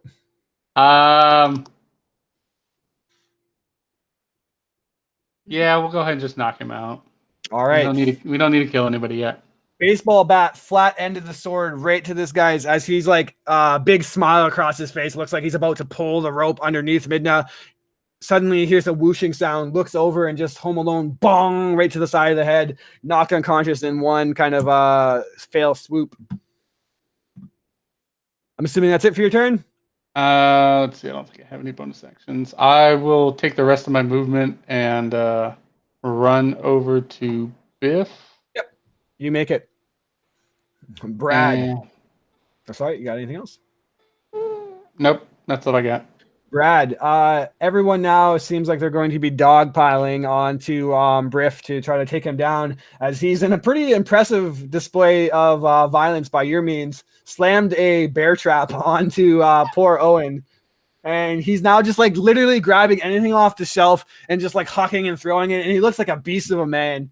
This guy could be my mentor. Like, this is fucking beautiful. Yeah, you'd be lying. It's actually ironic that you made a similar character, because I designed this guy to be eerily the same as what you seem like you're doing. Teach me, senpai. Notice me. No, this is brilliant. Like, yeah, and Brad would be standing there just in awe, like, these guys are crazy. Oh, I love it. Oh, this is great. And then he's going to... So there's only Briff left at this point, correct? Yeah, and he is like just steaming mad.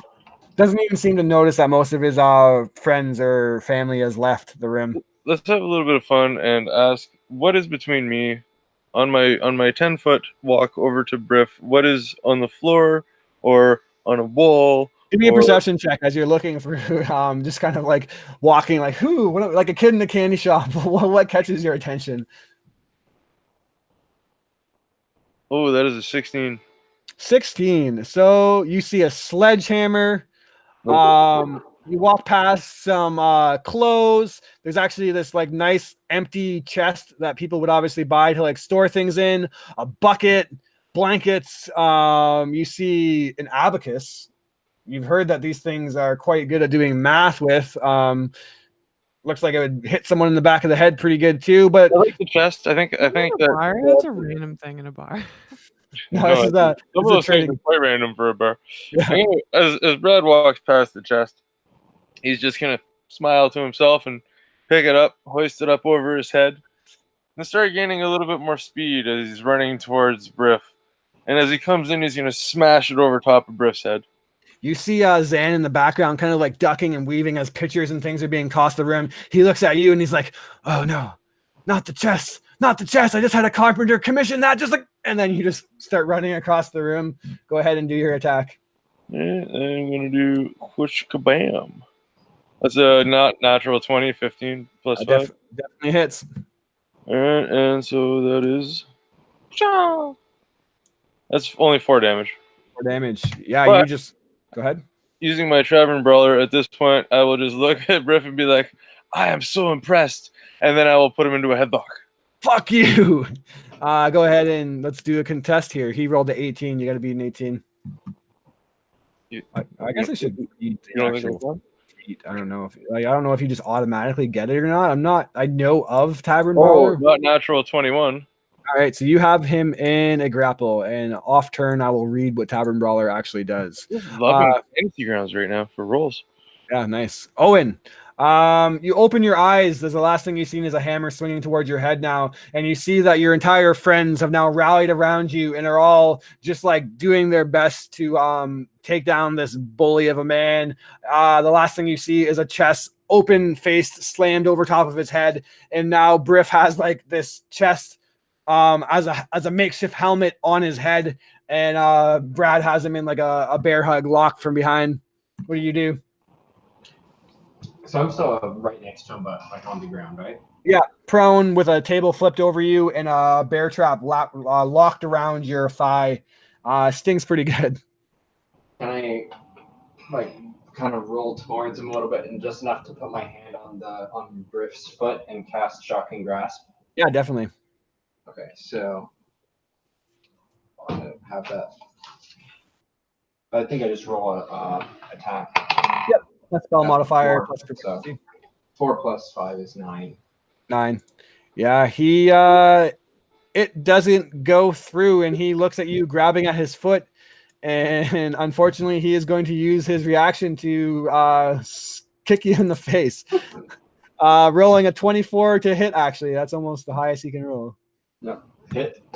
And you get kicked in the face for, sorry, this is just 4 damage. Okay, and with that, like, Owen just hits the ground and he's out.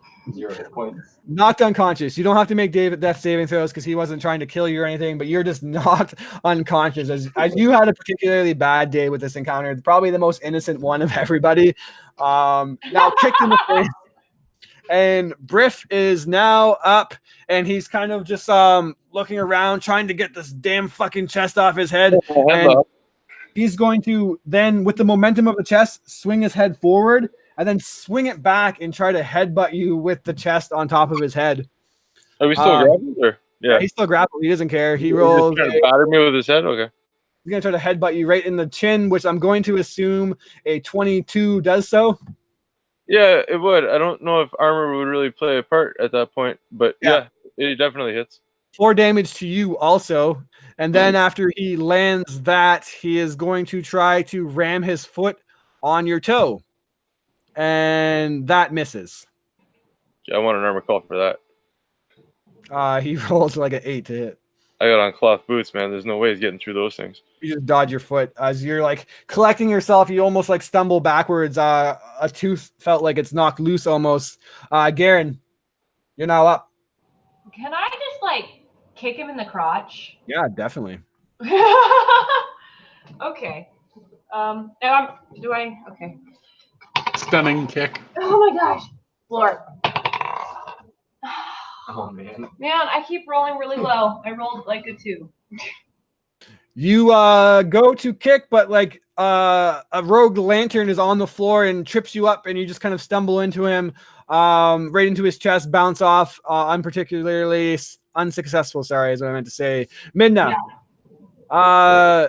The whole entire party has now ganged up on Briff, and you see that he has knocked Owen unconscious as the rest of everyone's probably gasping like that son of a bitch knocked out the friendly young kid or whatever. I don't know how young you actually are. I keep saying young, but I imagine you're like youthful. Owen. Funnies. Yeah. So what do you do, Wee Minda? lad. All right. Well, that kind of pisses me off a little bit. Now, is Briff like, he must be getting close. Like, have we taken him down at all yet, or is he still full strength here? There's actually only 1 hit that's been done to this guy that's actually done damage, but he's also just like he's not a commoner, but he's a townsfolk. So like, this isn't like, this has actually went on much longer than I thought it was going to go. Yeah, I know, right? We haven't even gone anywhere yet. We're fighting in the bar. Okay. I'll be there in a minute. I'm going to try shocking grasp again. Go ahead. No, I want to actually doing any damage. All right. So, let's Nothing. Sorry, Chris, it's +6, right? Yep, +6 is correct. All right, cool. So 18. Yeah, that definitely hits. Go ahead and do your damage. Sorry, and what am I rolling for damage here? Shocking grasp is a D8, I believe. 1d8. My Yeah, only 1d8. good roll was initiative. So that's going to be a 3. 3 shocking damage as you hear him get shocked from your grip on him. He still remains conscious, but he loses the ability until the start of his next turn to make reactions. So no more is he going to be reactionary bopping people in the face. A good shocking as smoke kind of leaves your fingertips. You got him pretty good. Wolf, you're now like double check, kick the guy in the shoulder that you just knocked unconscious. He's knocked out. You see shelves kind of knocked over everywhere, and just the rest of your party's like teamed up, trying to kick him in the nuts, grapple him, shock him. It's just like a clusterfuck over there. As the old veteran dog has to probably finish up the dirty work. What do you do? So he's grappled. Do I get advantage on strikes against him, or he has to be prone? No advantage from grapple, I believe. Okay, yeah, he's got to be prone. Yep. So I will I'll go ahead and cast Healing Word at first level on Owen. Okay. And my words of healing are get the fuck up. You're not done yet.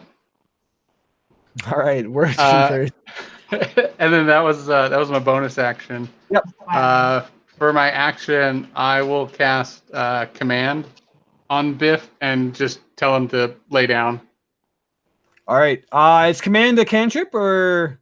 No, it's a first level spell, but it's an action, and Healing Word's a bonus action. So the weird thing with the rules of 5th edition is if you cast and I just literally looked this up recently. If you cast a bonus action spell, you can only cast a cantrip as your regular action. Yeah, I guess I'm gonna have to stab him. Yeah. Gosh, damn it, that's terrible. It's really like weird rule. I understood it for so long, and then I just recently seen like a tweet that like dismissed everything that I thought I knew about it, and now I actually think I know the rule. I'll challenge you later, but I'm just gonna have to stab him. There's nothing else I can do. When in doubt, stab it out. Oh shit. I already forgot what my attack bonus is. So this is just regular, not great weapon master. It'll just be 17. 13 definitely hits on Briff. He would have reactionary buffed himself up, but he can't do that because he's been shocking grasped. Waha! And then just to put a little bit more oomph behind this. Oh, nope, that's a spell. I can't use it. Never mind. In there, stab him for 15. That is it? It's enough to knock or kill him. What do you wish to do? Well, I mean, technically, you'd have to make death saving throws, right? I guess, like, yeah, bleed out technically. Okay, so I'd stab him. All right. And then as soon as he hits the ground, I'll pick him back up. All right. You want to make like a medicine check on him? No, I'll just do healing words. All right. Oh, All right. Speaking of which, How much do I get healed for? hey, Owen, you get a D4, which I've got one of those. Oh, it's the most adorable die. Sorry, Owen, I don't have any healing magic, or I'd be helping you. You get a 3, son. Oversight in my education. Oh wait, 3 plus. Okay, that's modifier. Oh, and your first real like big, not your first day, but like your first kind of like outing outside of Feywater. The last moments you see is like a kick to your face as the adventuring life has hit you full force in the face. You don't know if you're dead, if you're alive. You've never felt so much pain in your life, I imagine, as your eyes open up and you see the group now standing around you like, holy shit, are you okay? I feel like Owen would kind of be like, as he gets healed, he like starts having like a seizure as he's receiving this healing hand. He's just like wriggling on the floor as he comes back to life. It's just healing words of abuse. Yeah. You okay there, brother? Come on now, get the fuck back up.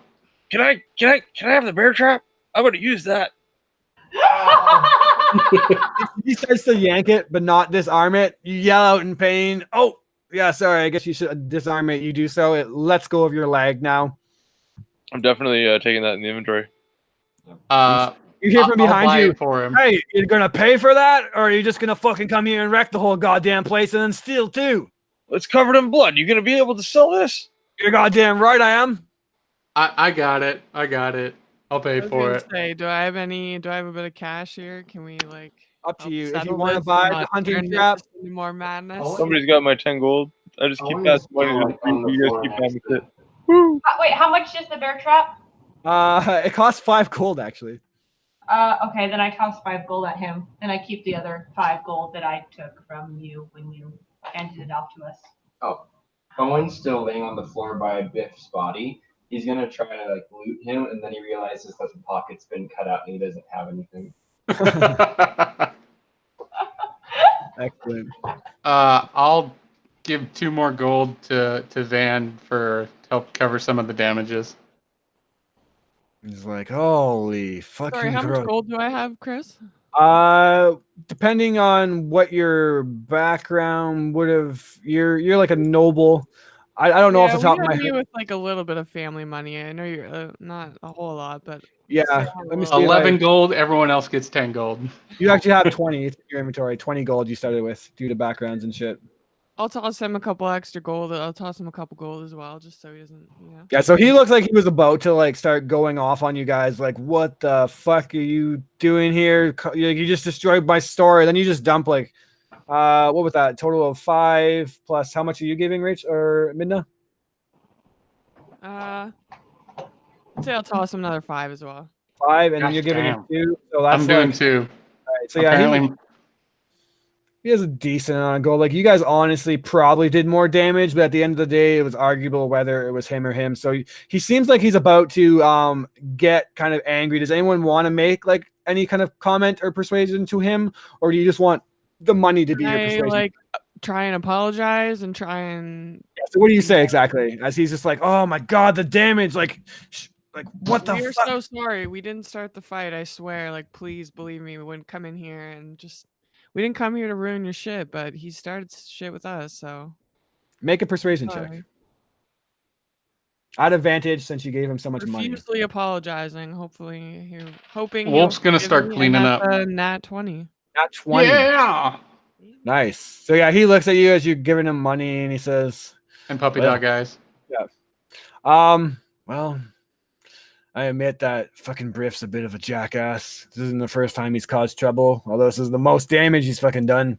Maybe you should get us a job done. Very, very angry about not getting that job, and it's pretty quick to take it out on us. Yeah. Like I said, you know how it is. People are a bit angsty around here, and Briff is one of those people that are the most prone to it. You guys, well, you seem like decent enough people. I'll be honest that there is kind of a special job that maybe you lot meet the requirement of. You're a peculiar group for sure. Although I admit this group was looking for people who are a bit more discreet. I don't really know if I classify you individuals as a discreet bunch, but you do meet the other requirements that you're not from around here. So do you think you could be a little more light on your feet and maybe not just fucking bulls in a china shop? Definitely. Well, you should go speak to a man named Milton. And Milton will give you more description on what he's looking for. He didn't really speak to me a whole lot about it. He was kind of hush, and he said that only if special individuals met my eye. I'll admit that you guys have definitely piqued my interest. So go ask him. He actually just left a couple moments ago. You'll probably catch him down the street. He's dressed like a bit of a noble, all decked out in blue. A really scrawny, skeletal-looking individual with this curly, goofy-looking hair on the top of his head. He's really a very obvious-looking individual. He stands out like a sore thumb. If you run down the street towards the keep, and he kind of points out the window, just down that intersection there, and he points southward at the intersection that you guys are kind of at. You might be able to catch him before he gets back to the keep. All right. Well, as long as Owen's alive here still, I'm gonna try and run after this guy. All right. Minna takes off out. Owen, are you okay? Milton is the guy with the mustache, right? Milton is not the guy with the mustache. Zen is the guy with the mustache who you're talking to. Okay, who's Milton? Milton is apparently the guy that was the one looking for all the new hires. And he's apparently a noble part of the Baron's council or something. Is there so is Minna the only one leaving, or is everyone kind of trailing? Yeah, you guys following me? Owen, are you wearing robes or leather armor? What kind of? I just have a traveler's cloak and common clothing. Okay, so I'll just pick you up by the back of your shirt, set you on your feet, and say, "We got work. Let's go." No more. As you're pulling me out, I kind of reach over and grab like a quarterstaff and say, "I'm gonna take this." You hear him call out, "You're gonna pay for that!" And I owe you. And then I'm out. Wow. All right. Apparently, spending too much time with the rest of the people, Owen has already adopted the life of thievery, just like the rest of his group. You go out the door. Wolf will throw back 2 silver pieces to pay for the quarterstaff. All right.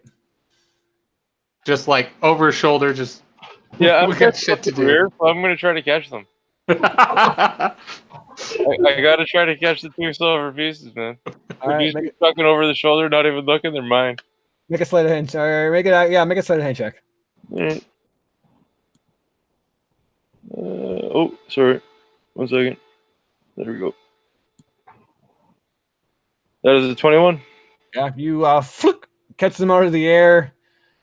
As Zan looks back at you guys in like disbelief and is just like, "I'm writing a fucking IOU for that." I'll pay him back when I have time. All right. You guys head out down the street and you take off. So you guys came in from the west and headed eastward over the bridge to Zan's Emporium, which is kind of sitting right on this intersection. As you look down, you can see the keep towering over the building. Some of the buildings are even the highest ones, 3 stories high. But the Baron's Keep towers over everything, is seen in the center of the town, right in the heart of the Oriana River. You look down the street and you can see it in the distance, and you see a couple of people walking down the street. But one in particular, Midna, as you're running, is this man wearing these fine leather kind of shoes, fancy pants, and just like he's definitely like a fancy pants noble individual, really lanky individual. And there's this like curly kind of like bowl of hair sitting on the top of his head, and the rest of his head is bald all the way around his ears. His back is to you as he's kind of walking towards and doing this like nobly, like almost prance. Like this guy just sticks out. Can I just kind of like, hey, like I don't know his name, and I'm gonna try and yell at him and catch his attention. He doesn't notice that you're talking to him as you're just yelling out, "Hey," at first, but you could easily catch up to him if you want, as he's just kind of doing his own like little strut. Yeah, I'm gonna kind of run up. What's his to him name? and catch up with him. I don't know. Milton. Name again. Does anyone remember? Milton. Milton. Midna- Thank you. I wanted to Midna- say Martin. Midna, leading the charge, finally catches up to him. "Hey," yelling out. He turns around. I don't have any. "Hello? Do I know you?" Well, not yet, but we heard you have some work, and we have a pretty good set of skills you might be looking for. "What do you mean that I need some work? I just came back from Zan's Emporium. I already got all my new hires." Well, we were told that you had an even better, more special job, and we just put down a lot of damage at that bar. Paid for it all, of course. Didn't mean to upset anyone, but "I am very heard there was confused as to more what you're work to be had. speaking about. I asked Zan if he had any promising individuals that were discreet for a special job, and you are telling me that you have destroyed his emporium." Well, that was an accident, but oh, okay. I'm The kind rest of the group begins to catch up now, as Midna has apparently tracked down this Milton man. He looks at the lot of you. Can I say, excuse me, Mr. Milton? Zan has recommended us for a job that you needed somebody discreet with. "Yes, so I've heard that you have been recommended, although I do not know if Zan has maybe bumped his head in the scuffle that you apparently have caused." Oh, it wasn't us. It was the Briff. Briff caused some damage. We were Briff just there to Wiggins. help. What? Briff Wiggins you speak of? Yes, he is quite the oxen of a man, and a fool, Yeah. I agree. Yeah, he was starting Really, to we mess up kept the him place. from destroying the place. Yeah. We discreetly put him down. I'm very sure of this. Well, you're saying that Zan sent you. Yes. Well, I admit that the job is very important and of the utmost importance. I didn't want to just take anybody off the streets, but if you've piqued Zan's interest, he does know more often than not that he has a good intuition. So help me. I will tell you more. Well, I will not tell you more. I am not the one who will be doing the talking, but what I will need you to do is head to the Orc's Eye Tavern. Have you heard of the place? No. Fuck yeah! Tavern. We did hear of it earlier. We did. It is, how do you say, more of a rundown piece of shit, but we do not want anyone, any prying eyes that we do not need to be watching this agreement. You'll be looking for a man. His name is Braxton Tavares. He's a high steward of the Baron's Keep. Speak to him. He will give you more information. But whatever you do, make sure that nobody is watching and paying attention. Being discreet is of the utmost importance. The job will pay well if you can do it. But if you blunder this, then I will make sure that you will never find a job in Oakney's Hold or anywhere else in the barony for that matter.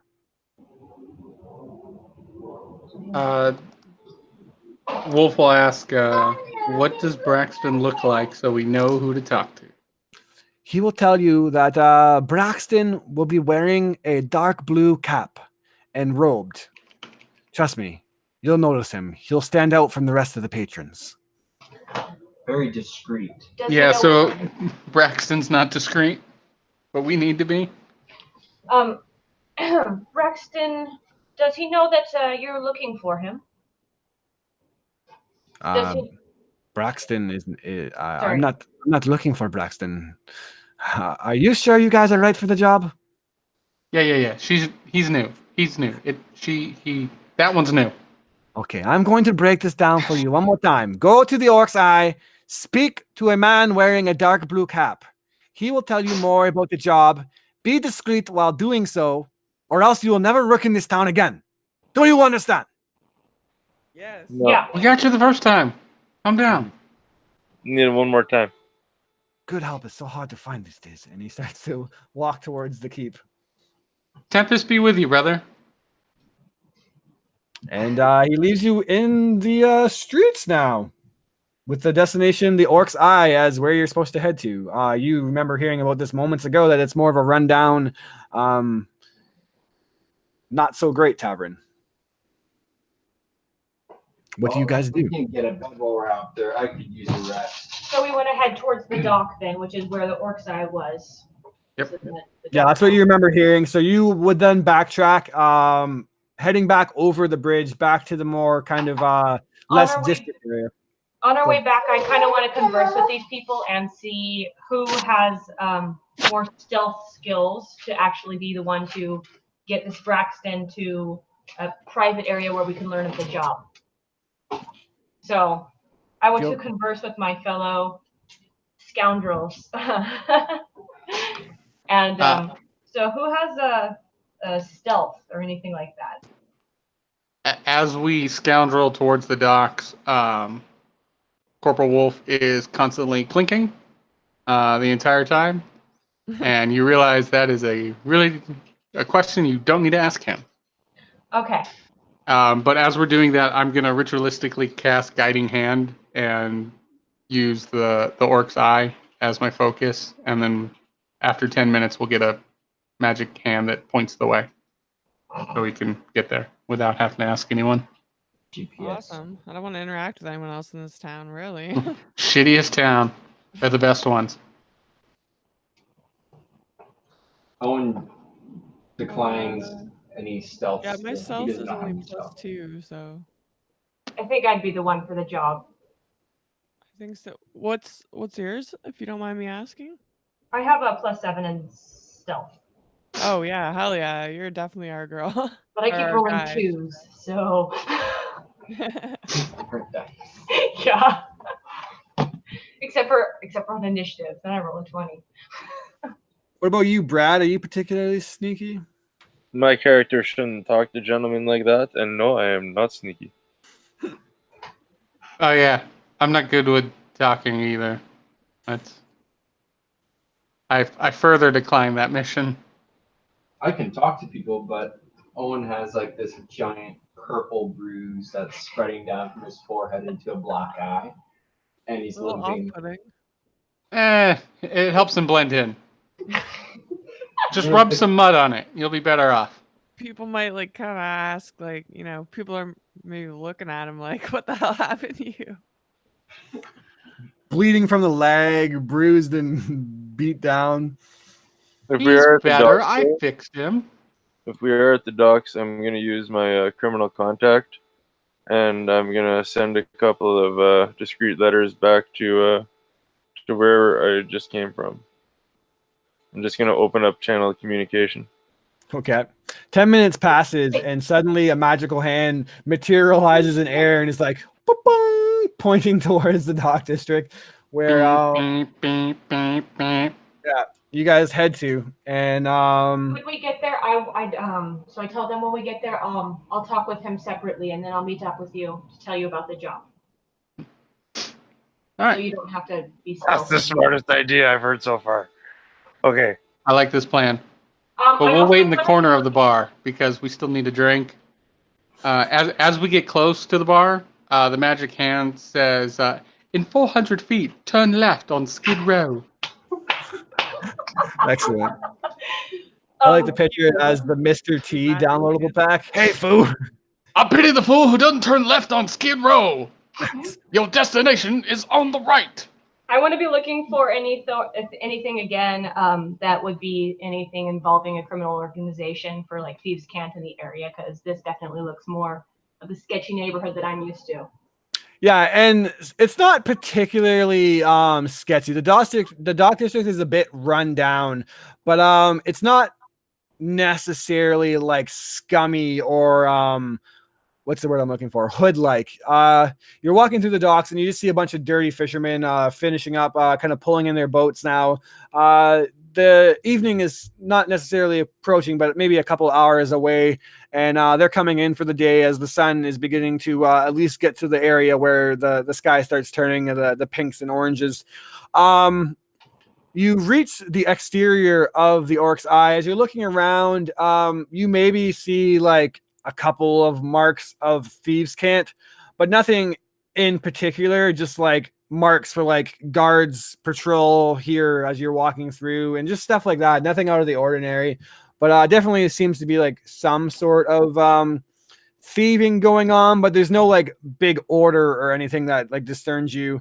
And as you look at the exterior of the Orc's Eye, it is undeniably a non-impressive looking establishment, and the expectations are instantly set very low for you as you guys are all kind of standing out. A couple of like gruff looking reeking of fishermen walk by you and open up into the door. They kind of stink and their hands are still covered with like fishy guts and intestines on them. They just kind of wipe off the fish on their pants, and one of them is like, hey, do you think I smell good enough to maybe get a little action tonight? And he says, the other one says, no, you smell like shit and you're not going to get action anyways. So get your ass in there. The round's on you tonight because you didn't catch shit. And they push their way in past you. What I got from that is there's action in there. Okay, I go ahead and I go in and I do I need to roll an investigation to find anybody with a dark blue cap and a hood? You push in, and the expectations were set pretty low, but amazingly, as you push into the tavern, it seems that those low expectations are somehow even further beyond that. As you push in, the smell, rotten fish, and the filth and atmosphere of this establishment and its clientele is just unimpressive and off-putting, to say the least. This two-story structure looks as if a good shove or a blow of the wind might actually knock it completely over into the riverside that it is sitting next to. It's a cramped and filled common room. There's smoke and disrepaired furniture as the dirty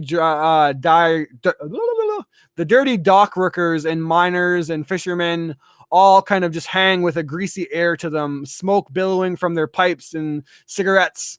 You look around, and it actually doesn't take you too long at all to see that amongst all of these other individuals is just your stereotypical dark cloaked, dark blue hood, I can't even speak today. What the fuck's wrong with me? A man wearing a dark blue fucking hat and a cloak, just ominously sitting in the fucking corner of the goddamn shitty bar. Does he look like there's a lot of? Because it smells so bad in here. So Yeah. Does Does it look like what? Sorry. Does it look like there's a lot of people around him, or is he kind of more secluded? No, he is literally secluded. Just your most stereotypical, like, hey, that guy is definitely not a shady looking individual. That doesn't stand out. Like he super kind of stands out. It's just like a direct stark comparison to all the other men who are just dirty, gruff looking men and women individuals just sitting, slamming and drinking pints and having laughs about the day and bantering back and forth. Then you just see this one individual in the corner with a drink that he slowly like sips every like minute or so, not talking to anybody, just off on his own. Okay. On the way in, did I notice like any secluded areas that would be good for talking conversation wise? He seems to have the only corner that is unoccupied, and the room is noisy enough that as long as no one's listening, it's a really small bar, to be honest, or tavern. But he seems to be in the most secluded area. So I wouldn't have found like a better spot, maybe even outside the bar. Maybe outside the bar, yeah, if you want to walk down the street. Okay, well, I'm gonna go over Sounds and quiet, order and you better order a something over house her. beer and take it back to the table and sit down next to the guy. All right, you sit down next to the guy. Sorry, what did you say, Minda? No, I was just thinking, maybe because it's so loud in here, that's a good advantage for us, right?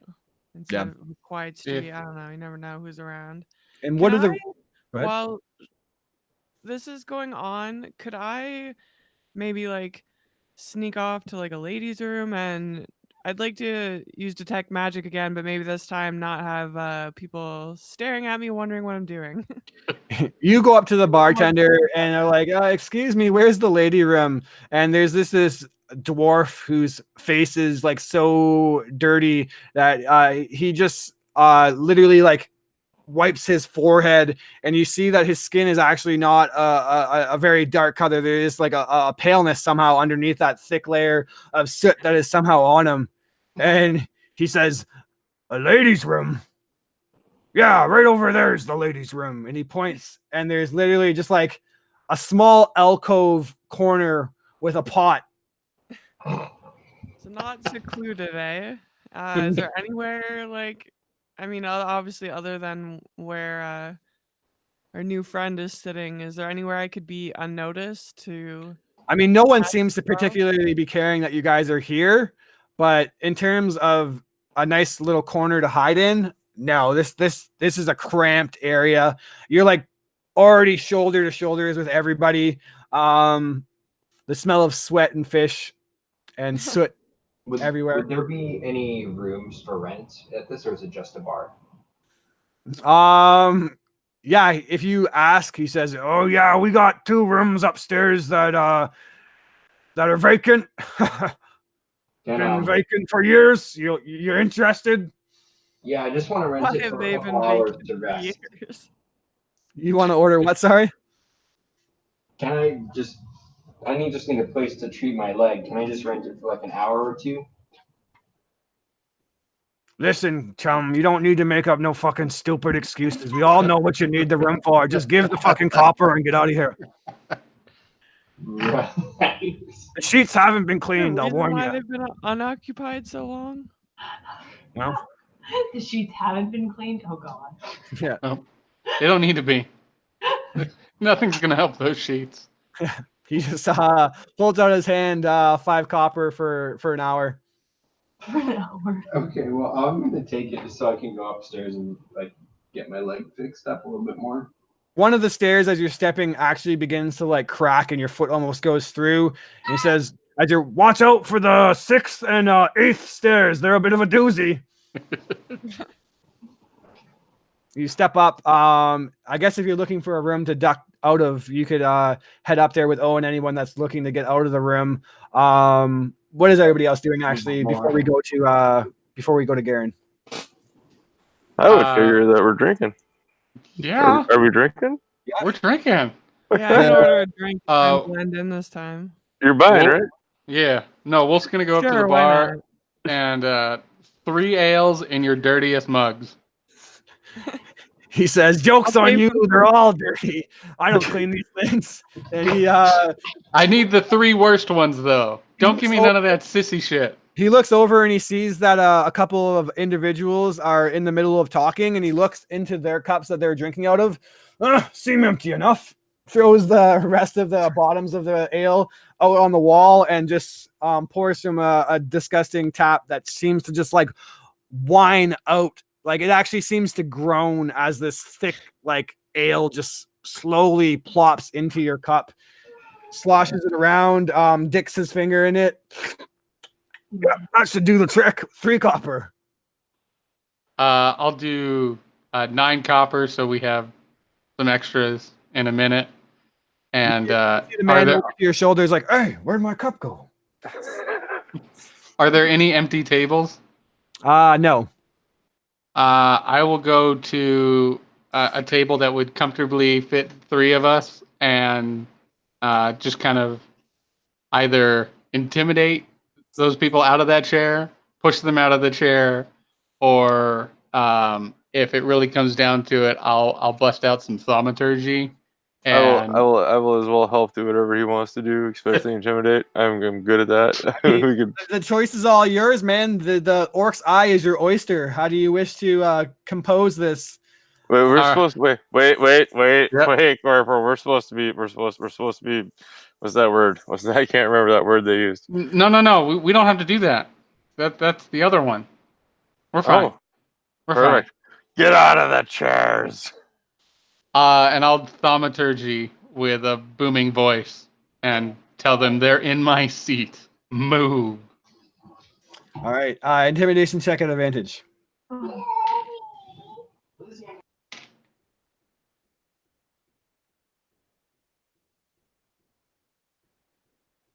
Why does intimidate have to be charisma? 15. 15. Yeah, as your voice booms out, it actually like shakes this rusty chandelier hanging up, and it actually does so much that the chandelier collapses and lands on the table in front of them, kind of knocking a bunch of glasses out of the way. Everyone looks at you and just shuffles over. All of a sudden, our friend falls through the ceiling because he's had the easiest day of his life so far already. You just look up and there's a hole in the ceiling, and you see like the confused face of Owen looking down at you guys. But the table is yours. Hey, Owen, we've got ale. And a table. Push the chandelier off and we'll sit at the table and start drinking. Yeah, you hear the bartender say, "Oh, you're gonna pay for that." I already did. Fuck off. That's an artifact worth a lot of money. I think Owen's already gone upstairs by now, right? Yeah, he's I'll be in the room. 'Cause I'll be. He's in the room. He's gone. He's in the room. It's more realistic this way now. So Garen, Yeah. you sit down, and the man pulls his hood back, revealing this middle-aged human with a prominent widow's peak, this big receding hairline, dark hair shoots back and is tied back with hints of gray streaking through it. It's tied into this like nobly looking kind of ponytail. He, underneath these dark robes, plainly is wearing clothing of well make, which is a stark comparison to everybody else in this room. And you can just look at him, and as you do, he looks up from the ale that is still like completely full as he takes a fake sip and puts it down and says, "So, are you the people looking for work?" I tell him, yeah, and you stand out more than a hooker in high town. Church. He looks confused and says, "No one here notices anything. They're all about their ale." Better yet, it's going to get messy in here. Let's go up to the room. All right. Mind the 6th and 8th stair. Yeah. He follows you up then. You head on up there, and you enter into the room with Owen. Mm-hmm. And I think Midna's in there too as well, right? Yeah. Did Midna come up also? Yeah. All right. So the 4 of you are up in the room. You hear the bartender kind of call out and say, "Aye, Any more than 2 and it's a premium rate. Okay, I toss toss 2 more copper at him. I don't know. Yeah, he takes it. Whatever. He's just trying to get Okay. some money, and he heads up there and he says, "Yes, Milton. My name is Braxton Tavares. I am the High Steward of the Keep of the Barony. We are looking for individuals who are discreet and able to perform investigatory work. Yeah. We're looking for individuals who are not from around here and will be able to go while they're unnoticed. Looking into an issue that we here at Oakney's Hold have recently been suffering." Yeah. He says, "The Baron Ryson, he is a young individual, a promising young baron from a high nobility family, and has recently been married off to Baroness Helda. They're 2 young individuals, and they're both from very prominent families, and they're expected to do great things and raise a really promising young heir. They've not had kids yet, but sorry, I'm just trying to get to the fucking notes that I need. Where are my notes? Here they are. And he says that Oliver Reinson, the Baron, he was a decent and fair man, but despite never having really any interest of the day-to-day governance, he always relied heavily on us counselors to manage the affairs of Oakney, and the town has always done well because of it. But about 6 months ago, all that, for some unknown reason, seemed to have changed. The Baron, for some reason, transformed to a lackadaisical. Oh, I can't fucking speak tonight. I'm so tired. Sorry. A lazy man, more interested in fucking hunting and just enjoying the life of a noble, suddenly turned into a bitter, paranoid figure overnight. He recently has seized control of more and more of the minute details of governance, and if I'm going to be honest with you, he has done a poor job of doing so. Most of his decisions, they seem arbitrary, if not outright mean-spirited. When was the marriage? What's that? When was the marriage to Helda? The marriage was about 2 or 3 years ago. Okay. Can I ask a quick question? Yes. So, sorry, I missed, this is out of character, but I missed a little bit when I was getting the kids in bed. Are we all up in the room now? Nope, they're drinking downstairs. It's you, me, and... Okay, so Owen is here? No. Yeah. Okay.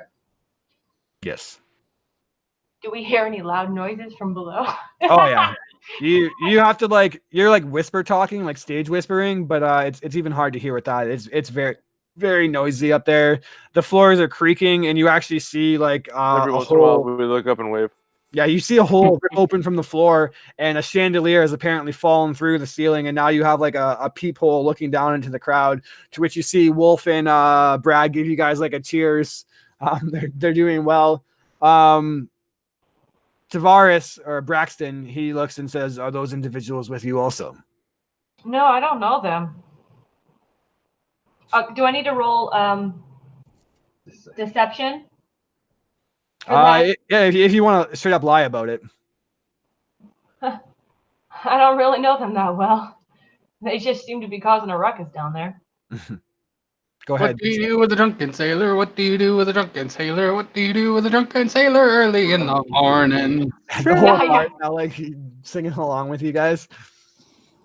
What was your deception? Do I need to roll it? Yeah. Okay. 18. All right. He says, "Listen, I know that I said that we are looking for discreet men, but you do not need to lie to me." He rolled particularly high on his insight. Men like them could have their uses too. You see, we're going to be looking to infiltrate you guys into the Baron's Keep. Hire you on as new hires, as either guards or whatever you deem that you would be good at. There's a few jobs that we could offer, and all we're really asking for is that you pay attention, go unnoticed, do your job, but see if you can figure out what's going on with the Baron and his men. He has become particularly focused in on the copper and azurite trade, and he demands daily precise quantities of what's being delivered, and depending on the amounts, will randomly raise the tax numbers of the the townsfolk, which has obviously been pissing off a lot of the locals. Is that why the apples are so expensive? Yes, that's why everything is so expensive here now. Well, except at this shithole. Apparently, the orc's eye is above the economical despair of Oakney right now. The same great prices for the same great ale. And looks at it in disgust. But even worse, Rhinson has fired many of his previous counselors and has begun replacing them with fawning yes men who seem to do nothing but take advantage of their position. And that is another reason why the locals seem a bit more hostile towards outsiders. They see you as people just coming in and taking their jobs. Many people who have worked at the keep for many years have just suddenly been fired and hired by some individual that seems to do nothing more than just enjoy the lavish life of living in the keep. Yeah. He says that other replacements that have been happening are the town guard, the overseer at the mines, and many of the high-ranking members of council. Me and Chamberlain Andre Bryce and Milton are the only three who haven't been fired from his council. And even Bryce, I don't know if it's the Baron's new demeanor, has seemed to have changed overnight also. He used to be a pretty jolly fellow, and his advice was always good, and he had a really good gut instinct about him. But now he seems more interested in being bitter and not caring to the day-to-day events of the mines. He just seems to just follow around and do whatever the Baron asks him. The Baron definitely takes a liking to Bryce the most. And then there's Milton, and who was the third person? Milton, Bryce, And myself. and We're the only ones that are the remaining council. And basically all we do is sit and listen to very long meetings of the public complaining about how the state of the city is in the shithole. I have to admit, I agree with them. And that is why I come to you guys in desperation. was there anything else that happened in those 6 months ago that might have changed him? I don't really know. Do you suspect magic or arcana? When was it that that you started finding Azurite in the copper mines? About a year ago. And as to the magic, I'll be honest with you. I suspected that there was some kind of foul play at work here, and I went to one of the local temples, and I actually paid for divination services. And no magic seems to be at work over anything at the keep. Large cheer from downstairs as we have a card table going with liar's dice, and we're cheating. I'm cheating, and I'm making a lot of money. We'll see about that, mister. Yep. Let's roll a fucking performance or sleight of hand check.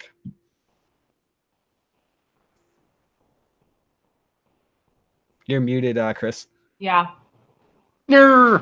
I know he's cheating. I'm letting him do it because we're not actually betting any money. He's too drunk to notice.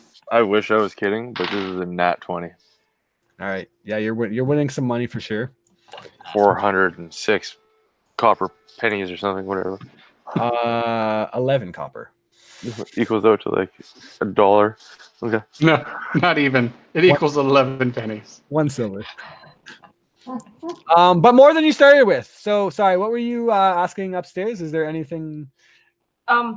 Magic doesn't seem to be at work. He paid for divination services and detect magic. And although it was discreet, the priest assured me that no magic intent was belittling the Baron's mind. What jobs do you have open? Well, the most easiest to get you in at is a guard's position as part of the Baron's men. There's also jobs in the kitchen. You could work under the librarian in the Baron's library. a handmaiden position if any of you are particularly good with house cleaning and whatnot. If you wish to bring your friends upstairs and ask them what they would be interested in, we could take them on too. I'm thinking that they could make some good guards. They would be guards, sir. What about What about the man who's closest to the Baron, the royal butt wiper? The Chamberlain Bryce. Yes. Oh, he's Bryce. Yes. Got it. That's what Chamberlain is. When did you notice him slowly changing? He changed around the same, about a week or two after, or a 10-day or two after Bryce, or the Baron. I think magic's at work. I think you probably must have, no offense, spoken with some sort of con artist. The city seems to be full of them. I mean, by all means, that's why I'm hiring you on. I'm at a loss here. We don't really have a reason as to why the Baron would act this way. Like I said, he's a good man for many years, but didn't really have any interest in this stuff. And now that he has, I don't know if it's perhaps the pressure his families are putting on him and Helda to raise a good heir. But for whatever reason, he has completely changed as a man, and not for the better. What about his wife, Helda? Helda, a beautiful young lass. She hasn't particularly been too fond of the Baron's changes and has noticed them herself. Okay. They spend a lot of time fighting. And by they, I mean she spends a lot of time yelling at him, and he seems not to worry about it. So for a party of 5 people, would we all take separate missions, or is there something that we go together?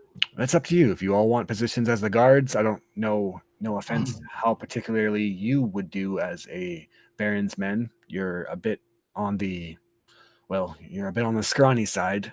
I have experience. But I could set you up with Tarn Brillolamp. He's a librarian. He's a bit of a grumpy old feller, but as long as you do as you're told and you look like you're book smart, you might be able to fit in there. That probably would be the best fit for me. Midna, are you any good at cleaning? Midna? Midna, that's you. Sorry, I was reading some spell stuff here. Reading my books. I mean, yeah, I'm down to apply for the handmaiden position. I feel like I'm the only female here, so I'm probably the only one who's got a shot. Hey, don't judge. We could all be handmaidens if we wanted to. You're downstairs. You can't hear anything. She's downstairs with us. No, she's not. She's up. Oh, gosh damn it. We're drinking alone again, Brad. I'm sorry, yeah, I kind of Happens every time. Yeah. Tavares says, well, if you think that you would fit in as a handmaiden, I can set you up with Brianna Rels. She is the first handmaiden and works directly under Helda, the Baroness. I'll admit that Helda is a pretty high demanding woman, but as long as you're able to be looked at as nothing more than a servant, then you'll be fine. So I Baroness can fake it for a bit. Baroness Helda is the Baroness's name. And she's in charge of the handmaidens? Well, she's just like the Baroness, and obviously, Brianna Rels is the first handmaiden. Oh. Okay. And then she and all the other handmaidens would serve the Baroness and basically take care of the keeply deals, waiting on her and whatnot. There's also positions for cooks and guards. So I think you should be a cook. I don't know. What do I roll for cook? Probably be like a performance / dexterity. You might be able to get away with not necessarily sleight of hand, but like something along that lines. Just roll survival. Survival also pretty good. I'll admit that Igor Danbit our head chef. He is a bit of a personality, how you say, not good man to piss off. If you're not qualified, I highly recommend you don't apply as a chef, or he'll probably fire you. Yeah, put me as a guard with them down there. Part of the Baron's men. So if I understand correctly, we have 3 individuals applying for the Baron's men, which is just what they call the Baron's guards. Chris will be the only one kind of in close proximity to the Baroness here. Yes, you'll be working very closely to the Baroness. I highly implore you to not directly interact with Bryce, the Baron, or the Baroness, for they're very irrational right now, and they have a very high turnover rate. If you get in their way, there's more often not than a chance that they'll just fire you on the spot, which would lead us to a cold lead. That's good advice.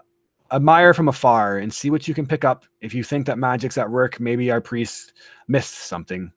Anything that you can help discern what's going on here, and we will pay you 100 gold each. He audibly gasps. Sounds like a job for me. Is there any other questions? Is that per person? He said yes. We're listening. I gotta. Per person. That's Well, then you're hired. Welcome to Oakney's Keep. You all start tomorrow morning. Thank you. Woohoo! Happy to do Oh it. wait, I'm still drinking. Woohoo! What time do we show up? Got the job, guys. Show up at Good. dawn.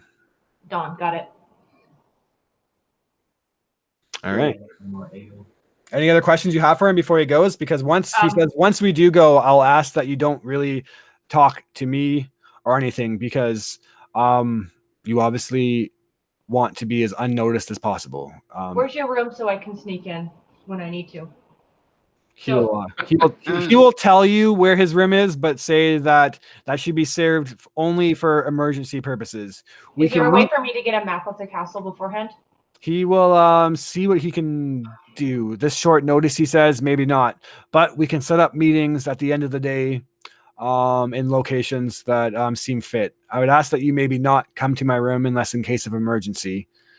But does Zan have a place in the back where he can have private meetings? yes. There. So at the end of the days, we, at least maybe not all of you, because a whole gaggle of you every night might go notice, but No, we'll leave them behind. if you want, accommodations will be set for you at the keep. You can also stay outside the keep if it serves you better.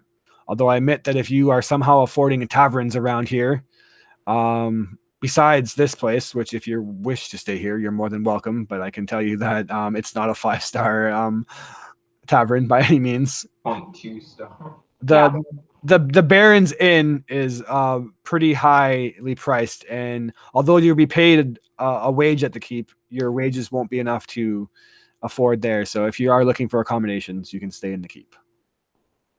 I'll do that. All right. Any other questions? I will probably stay outside the keep, just for convenience of reason to leave. Well, I feel like it would look weird if I didn't stay with everyone else. be sure that you don't make that common knowledge, because people might ask questions if you're affording a place like the Baron's Inn. But if you stay here, then that should be fine. Sorry, what were you saying, Midna? You're gonna stay?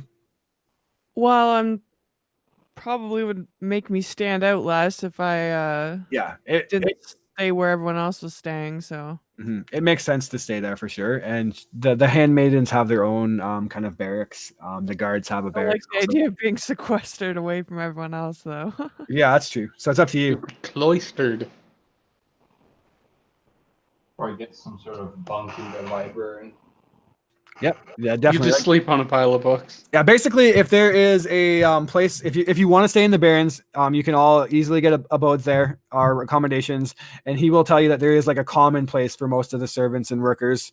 The guards and servants don't necessarily hang out a lot, but it's not uncommon once the shift's over for them to intermingle in the dining halls for the individuals and whatnot. So it's not like you guys will be completely shut off for each other. Once you have a shift's work, you will be expected to work your shift and perform appropriately, or else you'll be fired.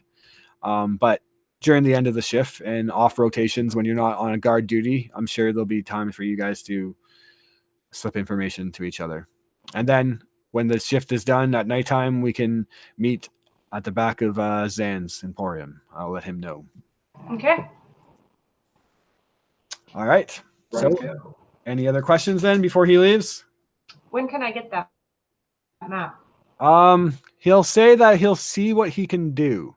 He doubts that he'll be able to get it tonight for you, but maybe by the end of the first shift. Okay. All right. He says, well, Who hired us when we show up in the morning?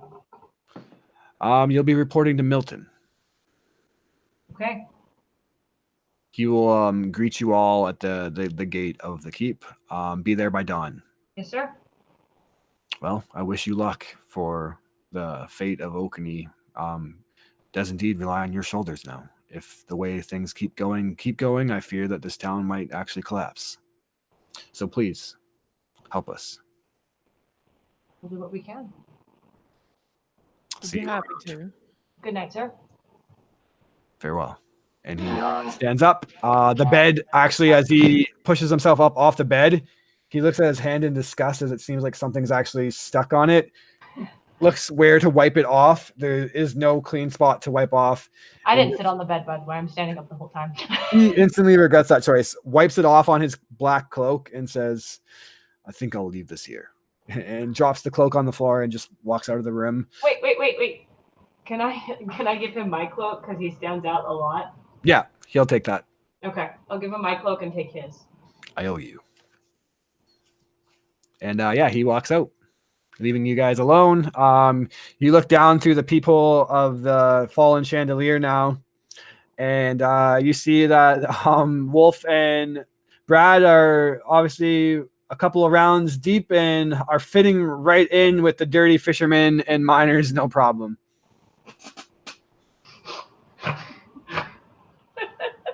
You guys have now been hired at the Baron's Keep. Not the job that you thought you would necessarily be getting, but employment nonetheless. And 100 gold is no amount to shake a stick at. So that's a really good opportunity for a pay. A lot of people would go their lives without earning a 100 gold wage. Maybe not their lives, but like, you know what I mean? Like that's definitely some good pay for first-time adventurers. And I think, although I didn't make it as far as I wanted to, that's probably a pretty good place to end it. Do you guys want to do anything before we go on? I want to go down and ask the barkeep about where the local wash is. The local wash. Let me see if there even is one. Good river. Yeah. My cloak seems to have gotten a little dirty. Do we have like He gives you a wink. outfits to be starting these jobs with? You don't really. Give me an intelligence check. Wait, what did she say? Does she have the appropriate robes to show up to work? Oh, I only rolled 2. 2? Yeah. You don't really know. You've never worked at a keep before. I don't know much about cleaning, but I figure it can't take too much skill, right? What did your maid? Okay, I go. Did she ask us about what she wears? Can I do that? Even though, Yeah, absolutely. yeah, I mean, What did like, your- or, like, do we all have like the right? I mean, we're all doing this together. Do we all have the right clothes for? Being of a similar background of high elf, I said, what did your handmaiden wear back when you lived at home? Probably something along those lines. Okay. You elves are so cool. I don't want anyone to notice me. I'm very terrified of this woman. Absolutely. And when she brings up your kind of past, you would remember that more often than not, just to keep like a uniformity to the servants and guards, that the keep often provided uniforms. So like the guards are obviously going to be decked out in guards wear, and the handmaidens will probably have their own kind of like cleaning uniform or whatnot. So you don't even really know if you have to necessarily worry about that. Okay. All right.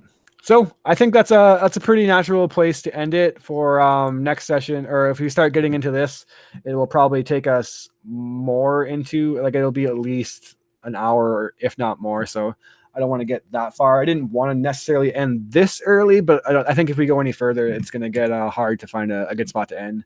So that's where we'll close it for session 1. I plan for this to be a 3-shot, but I will put quote unquote on plan for all of my sessions that I plan never go as short as I intend them. So this 3-shot might be a 4-shot. I don't know if you guys have a problem with that. If there is like a time restraint, I can really put the pressure on and see if we can make it through. But it seems like you guys are pretty into role playing and having fun. So that obviously lengthens the sessions, which is a lot of fun. So is everyone cool with that? Absolutely. Yeah. Doesn't matter to me if it runs long, really.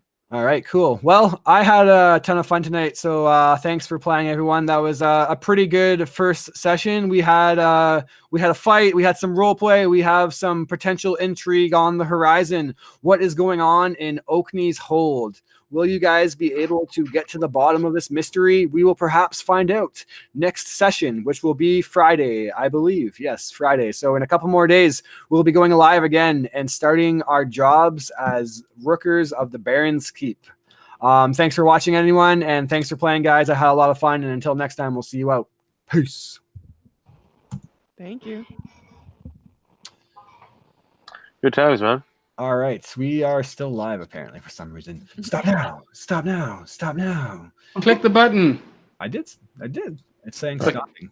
All right, we're never gonna stop. Just kidding. We're playing for 2 more hours. I think. Okay. Woo! It's not. My Coffee. my characters have in the past enjoyed sleeping in trees. So